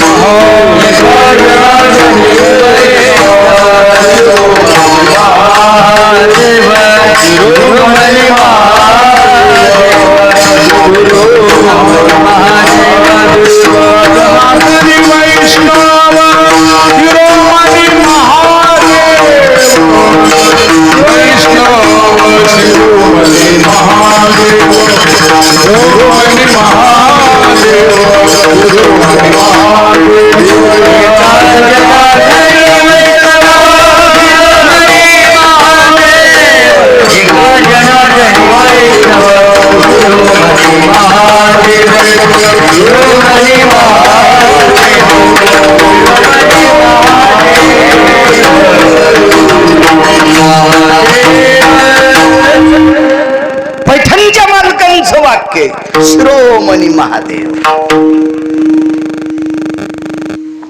आणि रावणानं सांगितलं माझ्या अंतःकरणाची स्थापना आहे. यजमान कोणी असला तरी हरकत नाही, पण पौरोहित्य मी करणार. दुसरा प्रश्न पडला, लंकेश पूजेचं साहित्य काय लागेल? आता मागच्या वेळेस जे कार्यक्रम केला इथल्या लोकांना माहित झाला असेल, खारका किती, वाट्या किती, सुपाऱ्या किती, बदाम किती. बाबा, आपणही वरी रामचंद्राची स्थापना केली मागे लॉकडाऊन मध्ये. मी आलतो त्या कीर्तनाला. लॉकडाऊन मध्ये पहिलं कीर्तन हिंगोली जिल्ह्यात बाबांच्या तिथंच झालं, पहिलं कीर्तन. तिथं यज्ञ हवन विधी आदी करून सगळं काय होतं, सामुग्री तर लागणारच नाही. जामवंतजीने रावणाला विचारलं, लंकेश सामुग्री काय? मोठी माणसं किती मोठी असतात आता लक्षात घ्या. रावणाच्या विद्वत्तेला कस लावा. रावणानं सांगितलं, गुरुवर्य जामवंतजी, आजोबा पंजोबाचे मित्र आहेत प्रकाशराव. गुरुवर्य जामवंतजी, ज्याचा यजमान जंगलात आहे, ज्याचा यजमान वनवासात आहे, ज्याचा यजमान पराधीन आहे, त्याच्या पुरोहितानं सामुग्री न्यायची. काय विद्वत्ता असेल हो. प्रभू रामचंद्र जगाचा बाप आहे, वनवासात. प्रभू रामचंद्र विश्वाचा बाप आहे, वनवासात आहे. आणि दिगंबर दादा पराधीन आहेत. रामचंद्र काय पराधीन. कुठलं पराधीनत्व? कारण पितृ आज्ञे करता वनवास होता. महाराज शोकानं जर वनवास असता तर वल्कल्ले फेकून दिले असते, अविद्येत गेले असते आणि सामुग्री आणली असती. पण वापस जाता येत होतं का? पराधीन. म्हणून एक अभंग जरी नसेल तरी एक वाक्य, पराधीन आहे जगती दोष ना कुणाचा. गोड वाटलं वाक्य आहे का नाही? चला अभंगात जरी नसेल तरी पण गाण्यापेक्षा बरं, गाण्यापेक्षा बरं. पराधीनत्व आहे, वल्कल्यधारी आहे. दुसरी चौथा मुद्दा एक आहे, ज्याचा यजमान यती आहे, ज्याचा यजमान योगी आहे, ज्याचा यजमान तपी आहे, ज्याचा यजमान मुनी आहे, त्याच्या पुरोहितानं सामुग्री आणली पाहिजे. हे फक्त रावणाकडून शिकायचं.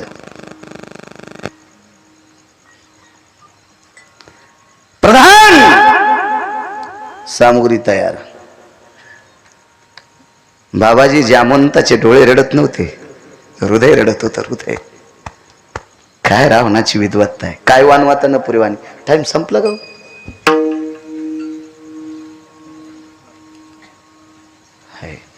9 मिनिटं बाकी आहेत.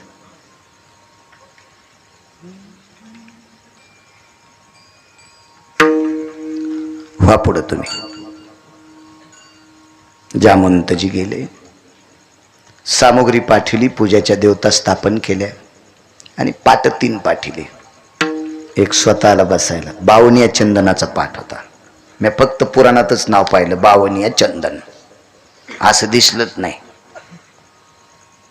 असं दिसलंच नाही. असं दिसलं असतं तर त्याच्यातली फाळी कापून आणली असती, खुडून आणली असती, आणि जे माझे डॉक्टर मित्र आहेत त्याला दिली असती. कोणतं तापीचं पेशंट आलं की त्याच्या कपाळाला लावायची, उकळत्या तेलाला थंड करायची ताकद त्या चंदनात येतं. ताप का नाही पळवायचं ते? हो. ललाट स्पर्शाना मिती 52 हा ज्वरा तिजा येते नैवम गांजा कसम लिखितम. हो, नैवम गिरगावकर लिखितम. इतकी ताकद. हे 3 पाट आणले सोन्याच्या फिरक्या त्याला. रावण स्वतः एका पाटावर प्रभू रामचंद्र बसले. पण रामचंद्रांच्या बाजूला एक पाट टाकला. रामचंद्रांना शंका आली, हा पाट कोणाला टाकला असेल? बायको तर एकच आहे आणि ती याच्या ताब्यात आहे.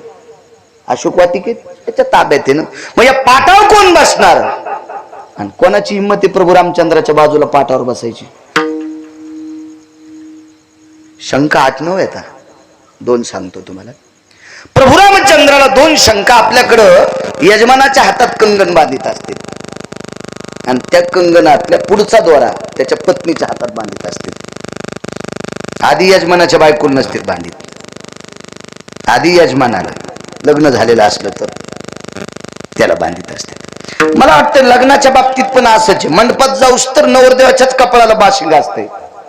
अंकल तुमचं बी असंच झालं असेल ना? विकासराव, मी होतो ना तुमच्या लग्नाला, असंच झालं. मग नवरदेवाचं सोडून नवरीला देते. आधी नवरदेवालाच असते. रामचंद्राच्या हातात कंगन बांधून अर्ध कंगन हातावर ठेवलं आणि पाठ बाजूला. तर प्रभू रामचंद्राने विचार केला, हे अर्ध कंगन तर पत्नीला असते, पण याला काही प्रश्न करावा आणि याला राग आला ते निघून जायचो, आणि मग कोण शिवजीची पूजा करील? काहीच नाही बोलले. तरी पण आता चंदन. तिलकंज महत्पुण्यम पवित्र पापनाशनः, अक्षरंज महत्पुण्यम पवित्र पापनाशनः असे मंत्र. यजमानस्तो ललाटम प्रपटले, असं सुंदर मंत्रोच्चार असतो तो. मी म्हणत नाही आता, पण कार्डावर असल्यामुळे ते डिलीट होत नाही ना. 27 वर्षापूर्वी करत होतो, 27-28 वर्षापूर्वी, आता नाही. मेमरी कार्ड चांगलं दिले मालकानं, डिलीट होत नाही ते. आणि मग रावण उठले. आता रावणाला आरुतूर बोलायचं नाही. आज रावण लय धोरणात आहे. आज रावण लय धोरणात आहे. नाही तर मेरी याच रावणाला रावणे पण म्हणत असते. आज नाही, आज धोरणात आहे रावण. शहाण्या शेतकऱ्यानं बैलाला चाबूक त्याच दिवशी उभा राहावा. एक तर दांडीवर पडावा, त्याला आत पडणं म्हणते, नाही तर बाहेर पडलं त्याला शिवळावर पडणं म्हणते, नाही तर उरफाटून घेणं म्हणते, नाही तर बसणं म्हणते. तेव्हा शेतकऱ्यानं चाबूक खाण्याचा दिगंबर दादा. पण बैल जर असा दोरीत चलत असेल तर चापकाला हातच लावायचा नाही. तरी माणसं पाहिलं घातलं दुसऱ्याच्या हळदीत. काही लय नाद असतो. चांगलं घोडं चलू लागलो, मस्त तिसऱ्या चालीत घोड टाक टाक टाक टाक टाक टाक टाक टाक टाक घोडं. आणि पुढे चौकात माणसं दिसले की टाच आणली, गेलं घोडं बाराशीत. हे खालीन घोडं वरून. आणि मग घोड्याला म्हणलं तुम्हाला कवाच पाडीत नव्हता ना आज काऊन पाडलं. ते म्हणजे तुम्ही कवा टाचा हानीत नव्हते ना आज काऊन हाणले. मी चांगलं चलू लागलो ना, काऊन टाचा हाणल्या. आज राहून धोरणात आहे ना, त्याच्यामुळे आपण बी त्याला कशाला टाच आणायच्या. रावण उठले, घरी आले.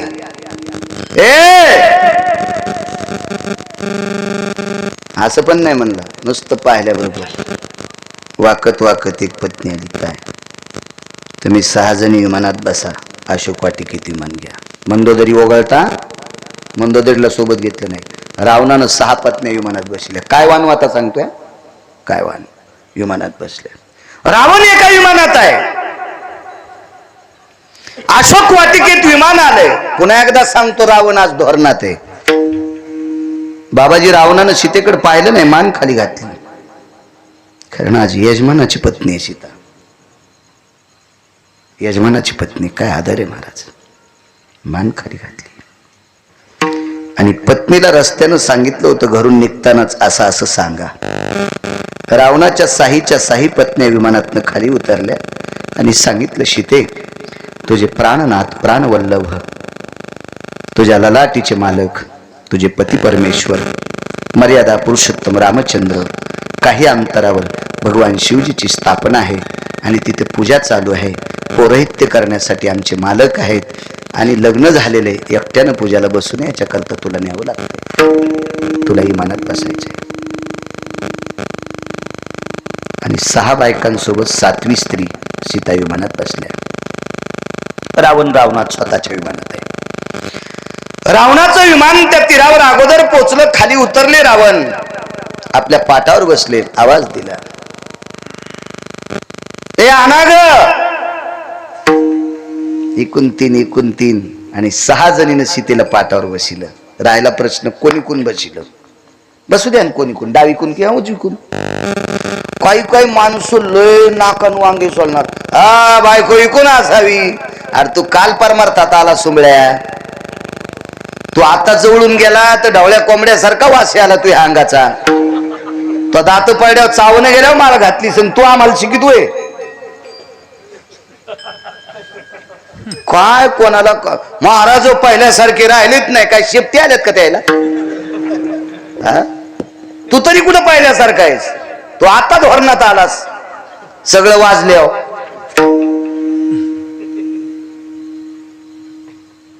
तेव्हा एखाद्या पुरोहिताला, एखाद्या विद्वानाला अपमान तर करायची आपल्यात ताकद नाही, पण माहिती नसणारी गोष्ट शिकवायची सुद्धा आपल्यात ताकद नसते.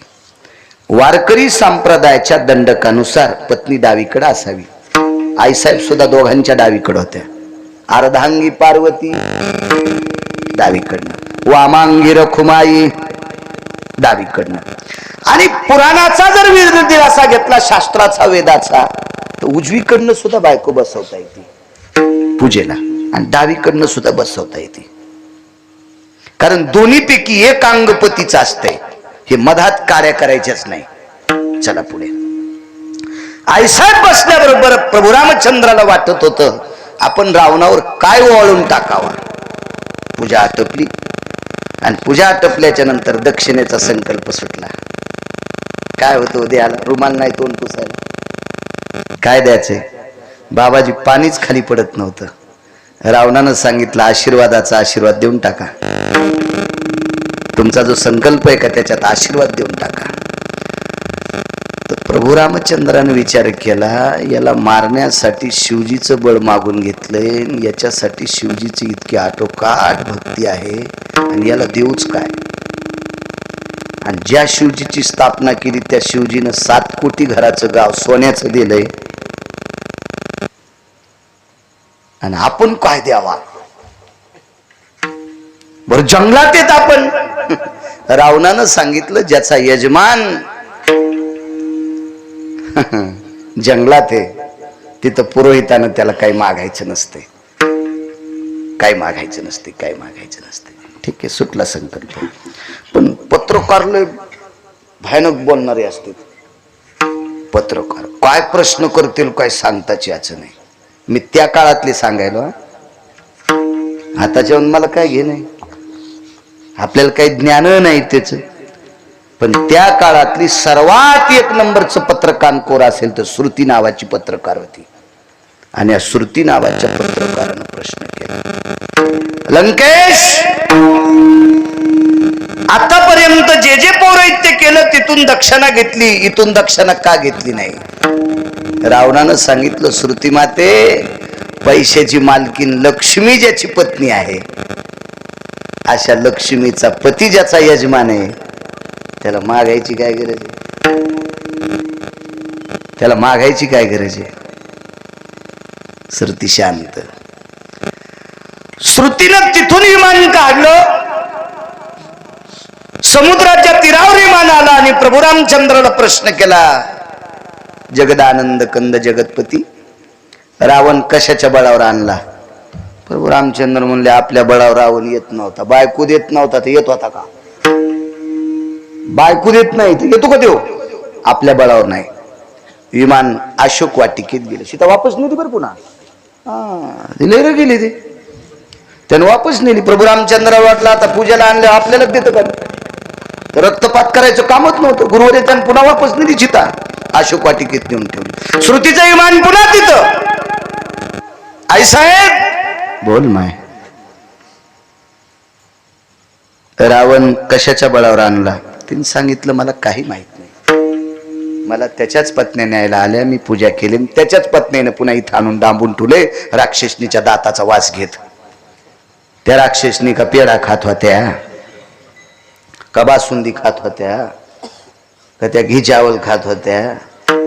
त्या राक्षसनी झोपी गेल्याच्या नंतर असे तोंड इचकून झोपायच्या तर त्याच्या खिंडीतलं मांस खाऊ खाऊ उंदर बोकेवानी झालते. त्याच्या थोतरायचा वास किती येत असेल. आणि अशा राक्षसनीच्या वासात मला डबल आणून ठेवले. आणि माझ्यासाठी रावण कशाला येतो? विमान पुन्हा लंकेत. लंकेश, रावण म्हणला, आलो. बोला श्रुती माते, बोला. मर्यादा पुरुषोत्तम रामचंद्रांची फौज पाहून, मर्यादा पुरुषोत्तम रामचंद्राची शक्ती पाहून मरणाच्या भीतीनं तुम्ही रामचंद्रांचं पौरोहित्य करण्यासाठी गेलात. तोंड सांभाळून बोल म्हणे श्रुती. जीव गेला तरी हरकत नाही, पण रामाला भेट नाही. रगिल होत ते, रामा करता गेलो नाही. दुसरा प्रश्न केला जयस्वाल, लंकेश 80,000 पत्नी आहेत तुम्हाला, पण सीतेच्या सौंदर्याचा मोह सुटलेला दिसत नाही.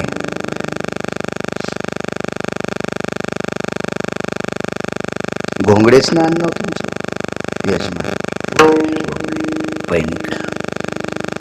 80,000 पत्नी आता, पण सीतेचा मोह सुटला नाही वाटतं. एवढं सौंदर्य सीतेचं, आणि त्या सौंदर्याला भळभळून तिच्या मालकाचं पौरोहित्य करण्यासाठी गेलं.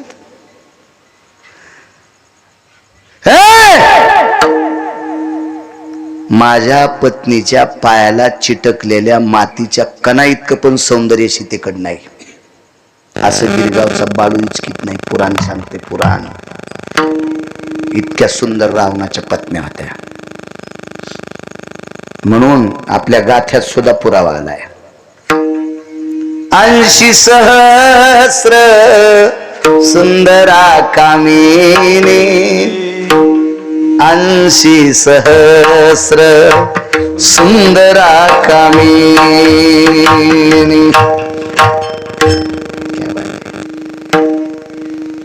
माझी मुख्य राणी मंदोदरी, 80,000 बायका सुंदर आहेत. पुराणाचा दिलासा असा आहे की आईसाहेबांपेक्षा 125 पटीनं रावणाच्या पत्न्या सुंदर होत्या. असं गिरगावचा बाळू सांगत नाही, पुराण सांगते. पुराण पुराण पुराण. ज्याला हे पाहायला भेटलं नाही का ते म्हणत असेल हे कशात असेल. तू वाची जाय ना, तू वाचव ना, सापडेव ना, दुसरं सापडेव सापडेव. तुला सापडल, कशात तरी सापडल, पण वाचित राह. एका बाईनं पुऱ्या केल्या, पुऱ्या पुऱ्या पुऱ्या केल्या. तर पुऱ्या केल्याच्या नंतर 7 दिवस भागवताला होतं. तर ते बाई म्हणली काल कोणाकडे होतात, उद्या आमच्याकडे. काय केलं त्या बाईने, म्हणलं किरणपुरी.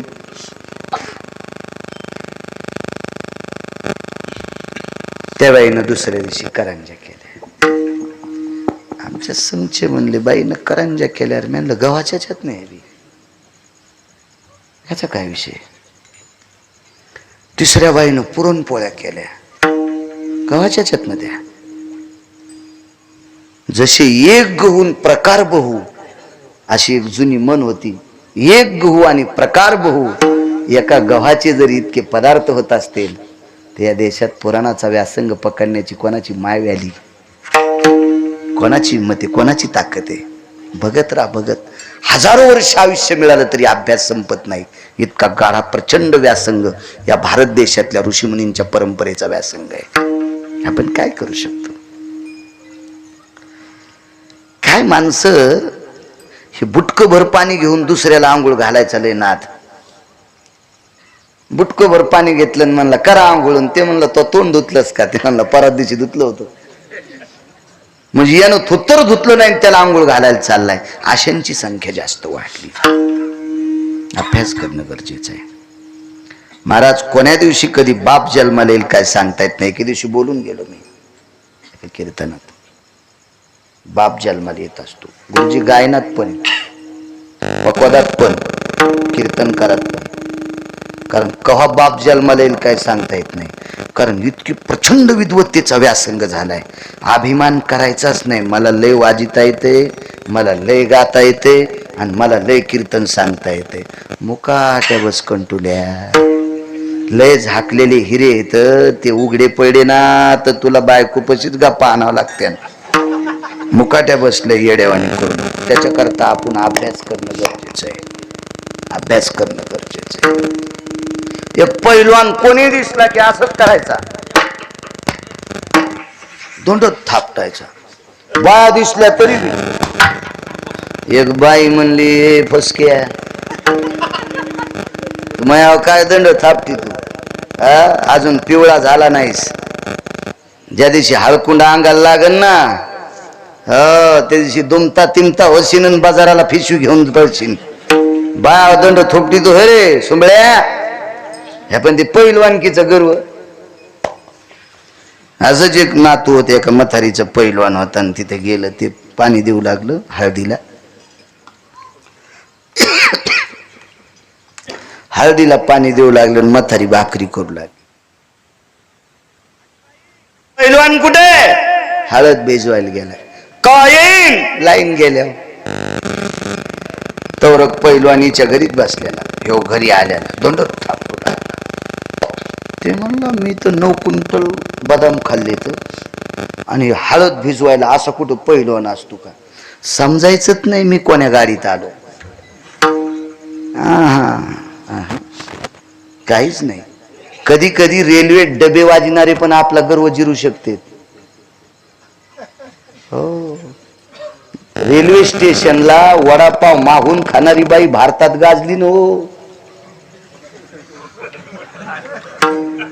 भारतात गाजली, तिने मोठ्या मोठ्याची जिरिली ना. असं कधी समजायचंच नाही मी काय म्हणून. अरे लय मोठं आहे जग. हो, 5,000 रुपये पण डायरीच्या पुढून ठुले. आणि ज्याच्या घरी गेला त्याचा रोजदार आहे. आणि 5,000 500 नोटा पुढून ठेवल्या. बेकार छोट कुठला. आणि भाकर तर त्याच्याच घरची खाऊन आलाय आणि त्याला 500 नोटा दाखवायला. किती मूर्खपणा येऊ. बर बर बर. म्हातारी म्हणली जेवा. तसे चालते बोंबले बिन भाकरीचे. बसले खाल. तिनं पत्राळे ताट टाकले. बंदी भाकरी नशीबवान, चुलीवरल्या भाकरी आणि कोरडी भुरकी. शेतकऱ्याचं घर होतं ते. हे येतं ते नाही, ते येतं हे नाही. किती लोक दाखवायचे इथं बसलेले ना. आजोबा पंजोबाला विचारा. एरंडाच्या पानात हिरव्या मिरच्या गुंडाळून इस्त्यात ते पुडा टाकायचा आणि मिरच्या अशा भाजल्याच्या नंतर मग भाकरी संखाच्या. कशाचं तेल आले प्रकाशराव. ह्या परिस्थितीत आपल्या बापदाद्यांचे जीवन गेलेत. ऐका, मथारीन कोरडी भरकी टाकली.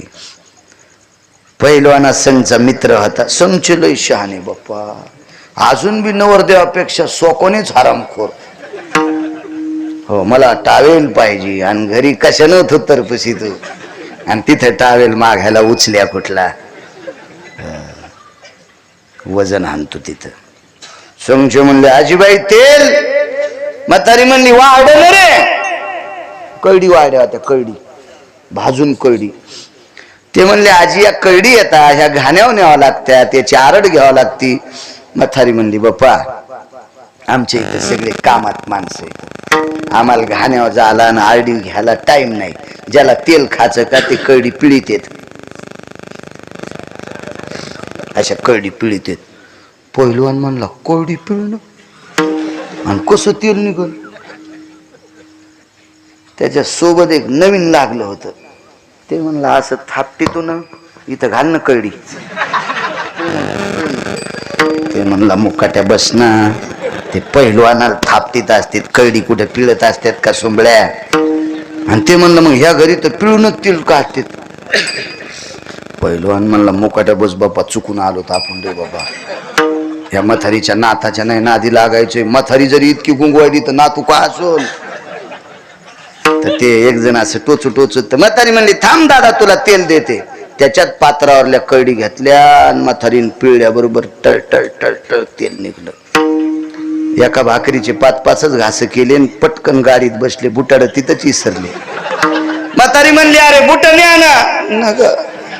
काऊन म्हणला आजी इतकी म्हातारी आहेस तर कळडी पिळ्यावर तेल काढ. तू नातून आम्हाला पिळ्यावर काय काय काढी ना. हो, त्याच्यामुळे कोणाला साधं समजूत नका या जगात. काळ विचित्र आहे. असं समजायचंच नाही मी लय मोठा आहे. आपल्यापेक्षा कोणते. एक जण म्हणला मी लय श्रीमंत आहे. तू कसं काय श्रीमंत आहेस. 1.5 कोटीचं घर आहे आणि 25 कोटीच्या घरात राहणारा भिकारी असतो का. आपल्यापेक्षा ते मोठे आहेत ना. आपल्यापेक्षा जर कोणी मोठं नसेल तर त्यानं म्हणायचं मी श्रीमंत आहे. अरे जग पडले. काय सांगू लागलो. रावण माझ्या पत्नीच्या पायाला चिटकलेल्या मातीची सुद्धा बरोबरी सीता करू शकत नाही. मी तिच्या रूपाला कसं बळबळन. मग श्रुती म्हणली रामप्रभूला भिवून गेला नाहीत, सीतेच्या सौंदर्याला भुलून गेला नाहीत, 65 खुर्च्या उतरून कधी न येणारा माणूस आज विरोधकाचं पौरोहित्य करण्यासाठी गेलात. याचं कारण काय तर रावणाचे डोळे पाण्यानं डबडबले आणि एकच सांगितलं सीतेच्या सौंदर्याला भुलून गेलो नाही, रामाच्या वैभवाला भुलून गेलो नाही. या दोघांचं भजन करणाऱ्या वारकऱ्याचं ऐकून गेलो. त्याचं नाव होतं जामवंत.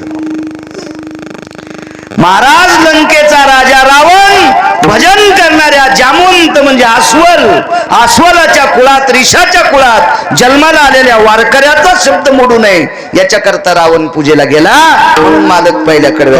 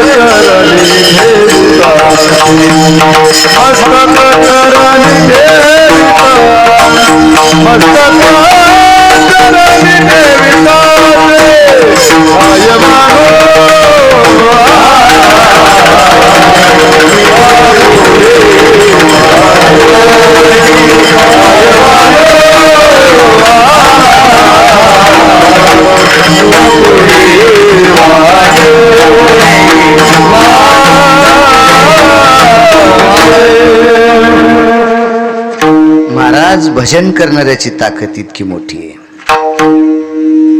मथुरेचा राजा कंस हा कृष्ण परमात्म्याला भेट नव्हता, पण नारदाला भेट होता. नारद भजन करत होते. महाराज एवढी मोठी राजे महाराजे प्रचंड शक्तिशाली होते, पण भेट होते फक्त महाराज लोकायला, म्हणजे वारकऱ्यांना, साधूला भेट होते. साधूला महाराज विश्वाला प्रकाश देणारा सूर्य साधूच्या कपड्याची सुद्धा बरोबरी करू शकत नाही. काढोनी ढुंगाचे चिरगुट भिरकाविले नभी देख ते चतुर्दश भास्करा परिलेख तेज कांती. एकाची शाटी तपिन्नली एके सृष्टीवरी सृष्टी केली. कमरेला गुंडाळायचं धुडका कशात फेकलं तर 14 सूर्य इतका प्रकाश पडतोय. गुरुजी साधूचा स्पर्श झालेल्या कपड्यात इतकी ताकद येतं. साधूत किती काय वानू आता 64 कला. अवगत असणारा व्यक्ती वाघावर बसून आला. हा पुरुषार्थ आहे. 1 कोटीच्या गाडीत बसणं पुरुषार्थ नाही. या देशातली गुंडही 5-5 कोटीच्या गाडीत बसते. वाघावर बसणं पुरुषार्थ. सापाचा चाबूक धरणं पुरुषार्थ. महाराज हिंस्राला अवगत करणं याला पुरुषार्थ म्हणायचं. काड्या काय असते? अन्नमान धन येतो प्रारब्ध आधी. कठाळे कोणाची मका खात असते? कुठे तेन पेरली कोणाचे कंस खात असते त्याला कठाळे म्हणत असते. पुरुषार्थ साधूच आहे. वाघावर बसून महात्मा आला 64. अहो सोनं 60 पद्धतीनं चोराव. चण्याला चने नाव कधी प्राप्त झालं माहिती का तुम्हाला? त्याचं खरं नाव आहे पानाला लावते ते चणा नाही.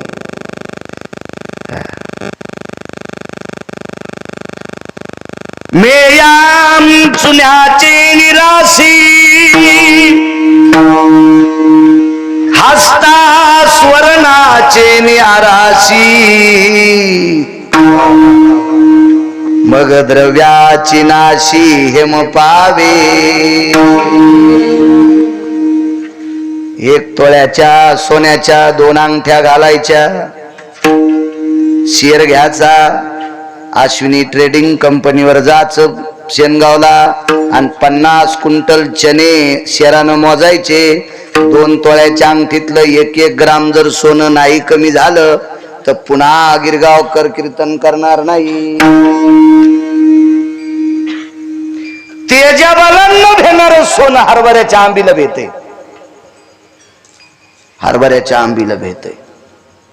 काय शिस्त आहे हो. काय ताकद आहे या वनस्पतीत भारतातल्या. काय शास्त्र आहे ताकद. 60 पद्धतीनं चौर्य करमायं हे मायो अलंकारास्थित मंडितम एकम कला विरजिताया. 1 कला आहे 60. ह्या 64 कला चांगदेवाला प्राप्त होत्या. गुरुवर्य त्याला 1 कला अशी होती. त्याने मृत व्यक्तीला बघता पाहिलं की त्याच्यातलं 1 उठून बसत होतो. दक्षिणाधिपतयम चक्षुयाम नाशायाम आत्मा स जायते नाम आहावरतो आत्मा नाम इतकी दृष्टीत ताकद त्या चांगदेवाच्या. वाघ बसायला, वाघ वाघ तिली नाही फिरली. हो तिला इतकं इतकं बुंडून लाईन इथं अडकीन तुंतुन्या. हो मांडीला खडा पाड ती केली आदळू आदळू. हो खिशात ठोई ना सुंबळ इथं अडकवायला ती अशी अशी अशी कुत्र्याच्या जिबीवानी. काय करतील काय. एक जणांनी धोत्रावर इन केली. सारे कुत्रे भुकू लागले त्याला. तेव्हा बघा कुत्रे म्हणलं तसं नसतं, धोत्रावर इन करीत नसतील. नाही म्हणलं आता पैसे आलेत. तसं असतं की येड्या काही नसतील करीत सोंग. वाघावर बसणं हा पुरुषार्थ आहे. महाराज आपली लोक विमानात बसली, ह्या टपऱ्या नाही. मी त्या दिवशी बोलून गेलो. तुझं चित्र कुटी होनी येऊनी मार्गी उद्धरिले शिमुनी. शरभंग जाता विमानी म्या प्रार्थोनी पुसिले. म्यारे म्यारे म्यारे प्रार्थोनी पुसिले. लावर चित्र सशे धरणाराची पोरगी विमान थांबवलं. शरभंग जाता विमानी म्या प्रार्थोनी पुसिले. विमानात बसत होते विमान. काय पुरुषार्थ आहे लोकांचा, आपल्या मागच्या लोकांचा.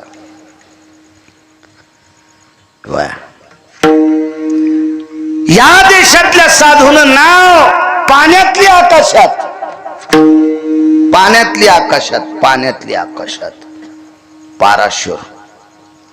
आकाशात घेतल्या चुटकीवाजीने. तुझ्यामुळे पत्नी संग करू देत नाही, तो काळ कर ना. चुटकी वाजिल्या बरोबर अंधारण तिकडे उजळलं. काय साधू ताकद. पण अशा साधूला भेटलेली पत्नी किती अधिकारी. तिने सांगितलं देवतार्चन झाल्याशिवाय, कुलाचार झाल्याशिवाय पत्नीची संग करत नाही. तितकी पवित्र या देशाची साध्वी बी आहे.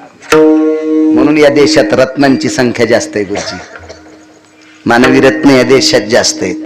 कर्णासारखं रत्न याच देशात. काय पुरुषार्थी करणं. कर्णाला रथावर एक सर्प गेला. विकास टाइम झाला राव. हा बाबांजींमुळं. बर तिथं करीत असतो ना बाबाजींच्या तिथं मी. वा कर्णाच्या रथावर एक सर्प गेला. त्या सर्पाचं नाव होतं अश्वसेन नावाचा सर्प. त्याच्या आईचं नाव सांगता येईल का? किती भागवत ऐकले तुम्ही वाती वळता वळता. सांगा ना, सांगता येतं त्याच्या आईचं नाव, त्या अश्वसेनाच्या आईचं नाव. घालान गिरगावच्या बाळ्याला गोळी एखादी फुका. त्याच्या आईचं नाव आहे सारिणी. त्याच्या मावशीचं नाव सांगता येते? मायच पता नाही तर मावशी कोण्या झाडाची कोण. तिचं नाव आहे संगिनी. सारिणी आणि संगिनी सख्या बहिणी. हवन चालू होतं बाबा. आणि हवनापासून सारिणी आणि संगिनी चालल्या. अर्जुनानं दोन्ही अशा उचलल्या आणि फेकल्याबरोबर सारिणी नावाची सर्पिण यज्ञात पडली. पण यज्ञात पडता पडता गर्भ खाली पडला. त्याच्यात अश्वसेन नावाचा पुत्र जन्माला आला. आणि माय जळता जळता पाहिली. माय जळता जळता पाहिली. आपली माय यानं मारली रे, याचा कधी बदला घेऊ. आणि तो बदला घेण्यासाठी युद्धात अर्जुनाला डसायला जावा. पण अर्जुनाच्या रथाला अग्नी होता. इंद्रे दिला विजयी रथ अग्नी सहस्र बाण देत. किंवा अग्नी दिला विजयी रथ इंद्र सहस्र बाण देत.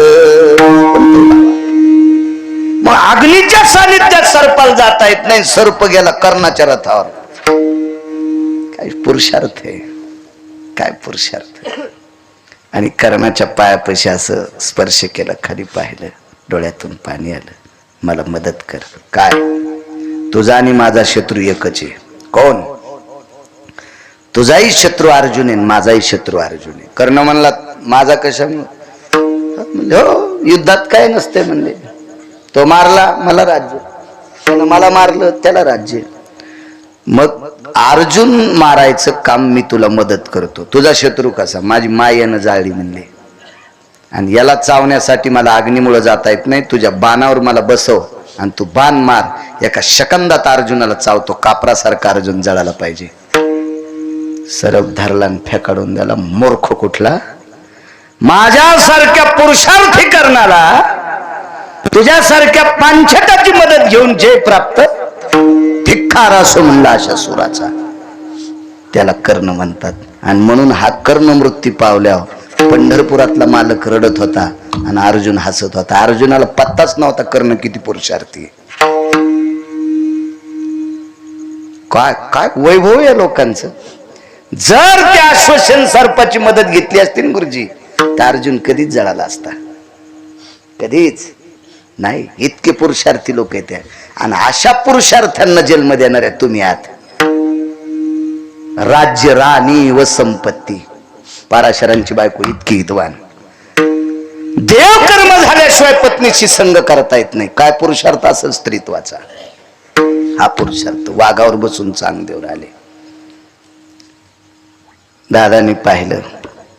ज्ञानदेव जी दादा, आपण कशावर जायचं? विचारच बसून जाऊ. भिंतीला हात लावला. दिगंबर दादा भिंत चलत नसती आणि चलली बी नाही. भिंत चालवली.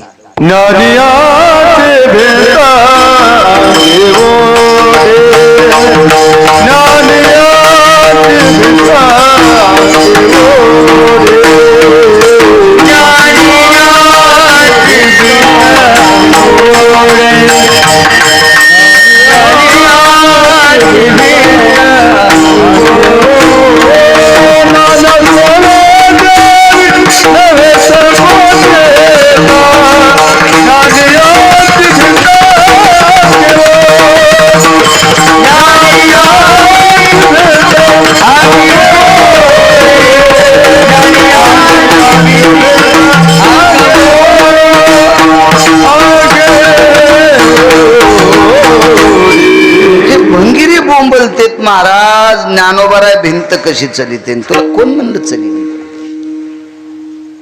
भिंत नाही चालली, भिंतीला चालवलंय. ज्ञानोबारायन भिंतीला स्पर्श केलं. माय योग्याच्या भेटीला जायचं ग, साधूच्या भेटीला जायचंय ग. वाघावर बसून आलेला पुरुषार्थी साधू आहे ग. त्या साधूचा काय पुरुषार्थ आहे आणि त्या साधूला भेटण्यासाठी जायचंय. चल ना ग. चल म्हणल्याच्या नंतर एका साधूचा शब्द खोटा होऊ नये म्हणून पंढरपुरातल्या मालकांनी शर्ट काढलं. ज्ञान याची भिंत अंगी ओढी आणि भिंतीला पाठ लावली आणि पंढरपुरातल्या मालकानं भिंत ओढी. हा वारकऱ्यांचा पुरुषार्थ आहे. काय वानवाता न पुणेवाणी. गुरुवर्य पूज्य श्री धर्मानाम पवित्रो धर्म संन्यासो पवित्र गुरुवर्य सद्गुरु आत्मानंद स्वामीजी या ठिकाणी आलेले. त्यांच्या चरणी नतमस्तक होतो. लक्ष्मण महाराज आहेत, विठ्ठल महाराज आहेत, मृदंगाचार्य, आदरणीय बापू गायन क्षेत्रातलं तज्ञरत्न, आदरणीय शंकर महाराज तज्ञरत्न, आदरणीय अण्णा, आदरणीय हे महाराज आपले नवनाथ महाराज आणि जुनं व्यक्तिमत्व. आज जशी एक गोडसा पुरावा दिला, एका जनार्दनी वैष्णव शिरोमणी महादेव, तसे आदरणीय दिगंबर महाराजांचे मित्र स्वर्गीय काशीराम बुवांनी एक पुरावा दिलता. चक्रा मारके धरणी फोडी. इथंच लाखा जोर में पांडव बैठे गुप्ता आग लगाई. याच ठिकाणी मला वाटतं फक्त कीर्तनाचं तोंड इकडं होतं त्यावेळेला, आता इकडे केलेले. इथंच पुरावा दिलता. आदरणीय दिगंबर महाराज असतील. इथल्या आयोजनाच्या बऱ्यापैकी सप्ताहाच्या नियोजनामध्ये आमचे शेळके महाराज आहेत, नामदेवबा, त्यांनाही धन्यवाद. विनेकरी बाबा, साऊंड सिस्टीमवाले, कॅमेऱ्यावाले, देव तुमचंही भलं करो. पंचकृषीतून आलेले श्रोतावर्ग, आजचे यजमान आदरणीय श्री भगवानराव शंकरराव घोंगडे पहिनीकर त्यांचे सुपुत्र, काय नाव तुमचं? विकास भगवानराव घोंगडे पहिनीकर. आजचं यजमानपद त्यांच्याकडे, त्यांना धन्यवाद. गावकऱ्यांच्या वतीने, यजमानाच्या वतीनं नामदेव फर्निचरचे सर्व आदरणीय विकासजी जयस्वाल संप्रदायात बऱ्यापैकी त्यांची वर्णी असती, ते सुद्धा हजर आहेत. माझ्यावर अतूट प्रेम करणारे आदरणीय प्रकाशरावजी बिडकर, अश्विनी ट्रेडिंग कंपनीचे मालक, भांड्याचे व्यापारी, आमचे अंकल वरले अंकल, आधी करून माझ्यासोबत शिकायला. आता मागच्या वेळेस ओळख झाली माझी, काय मोबाईल हे व्हॉट्सअप नसल्यामुळे ओळख नाही. काय ना भागवत. उपस्थित सर्व श्रोते जनार्दन, तुम्हा सर्वांना प्रणाम करतो. आणि वेळ फारच झाला, तुमचा अर्धा घंटा घेतला त्याबद्दल माफ करा. विठोबार कुमार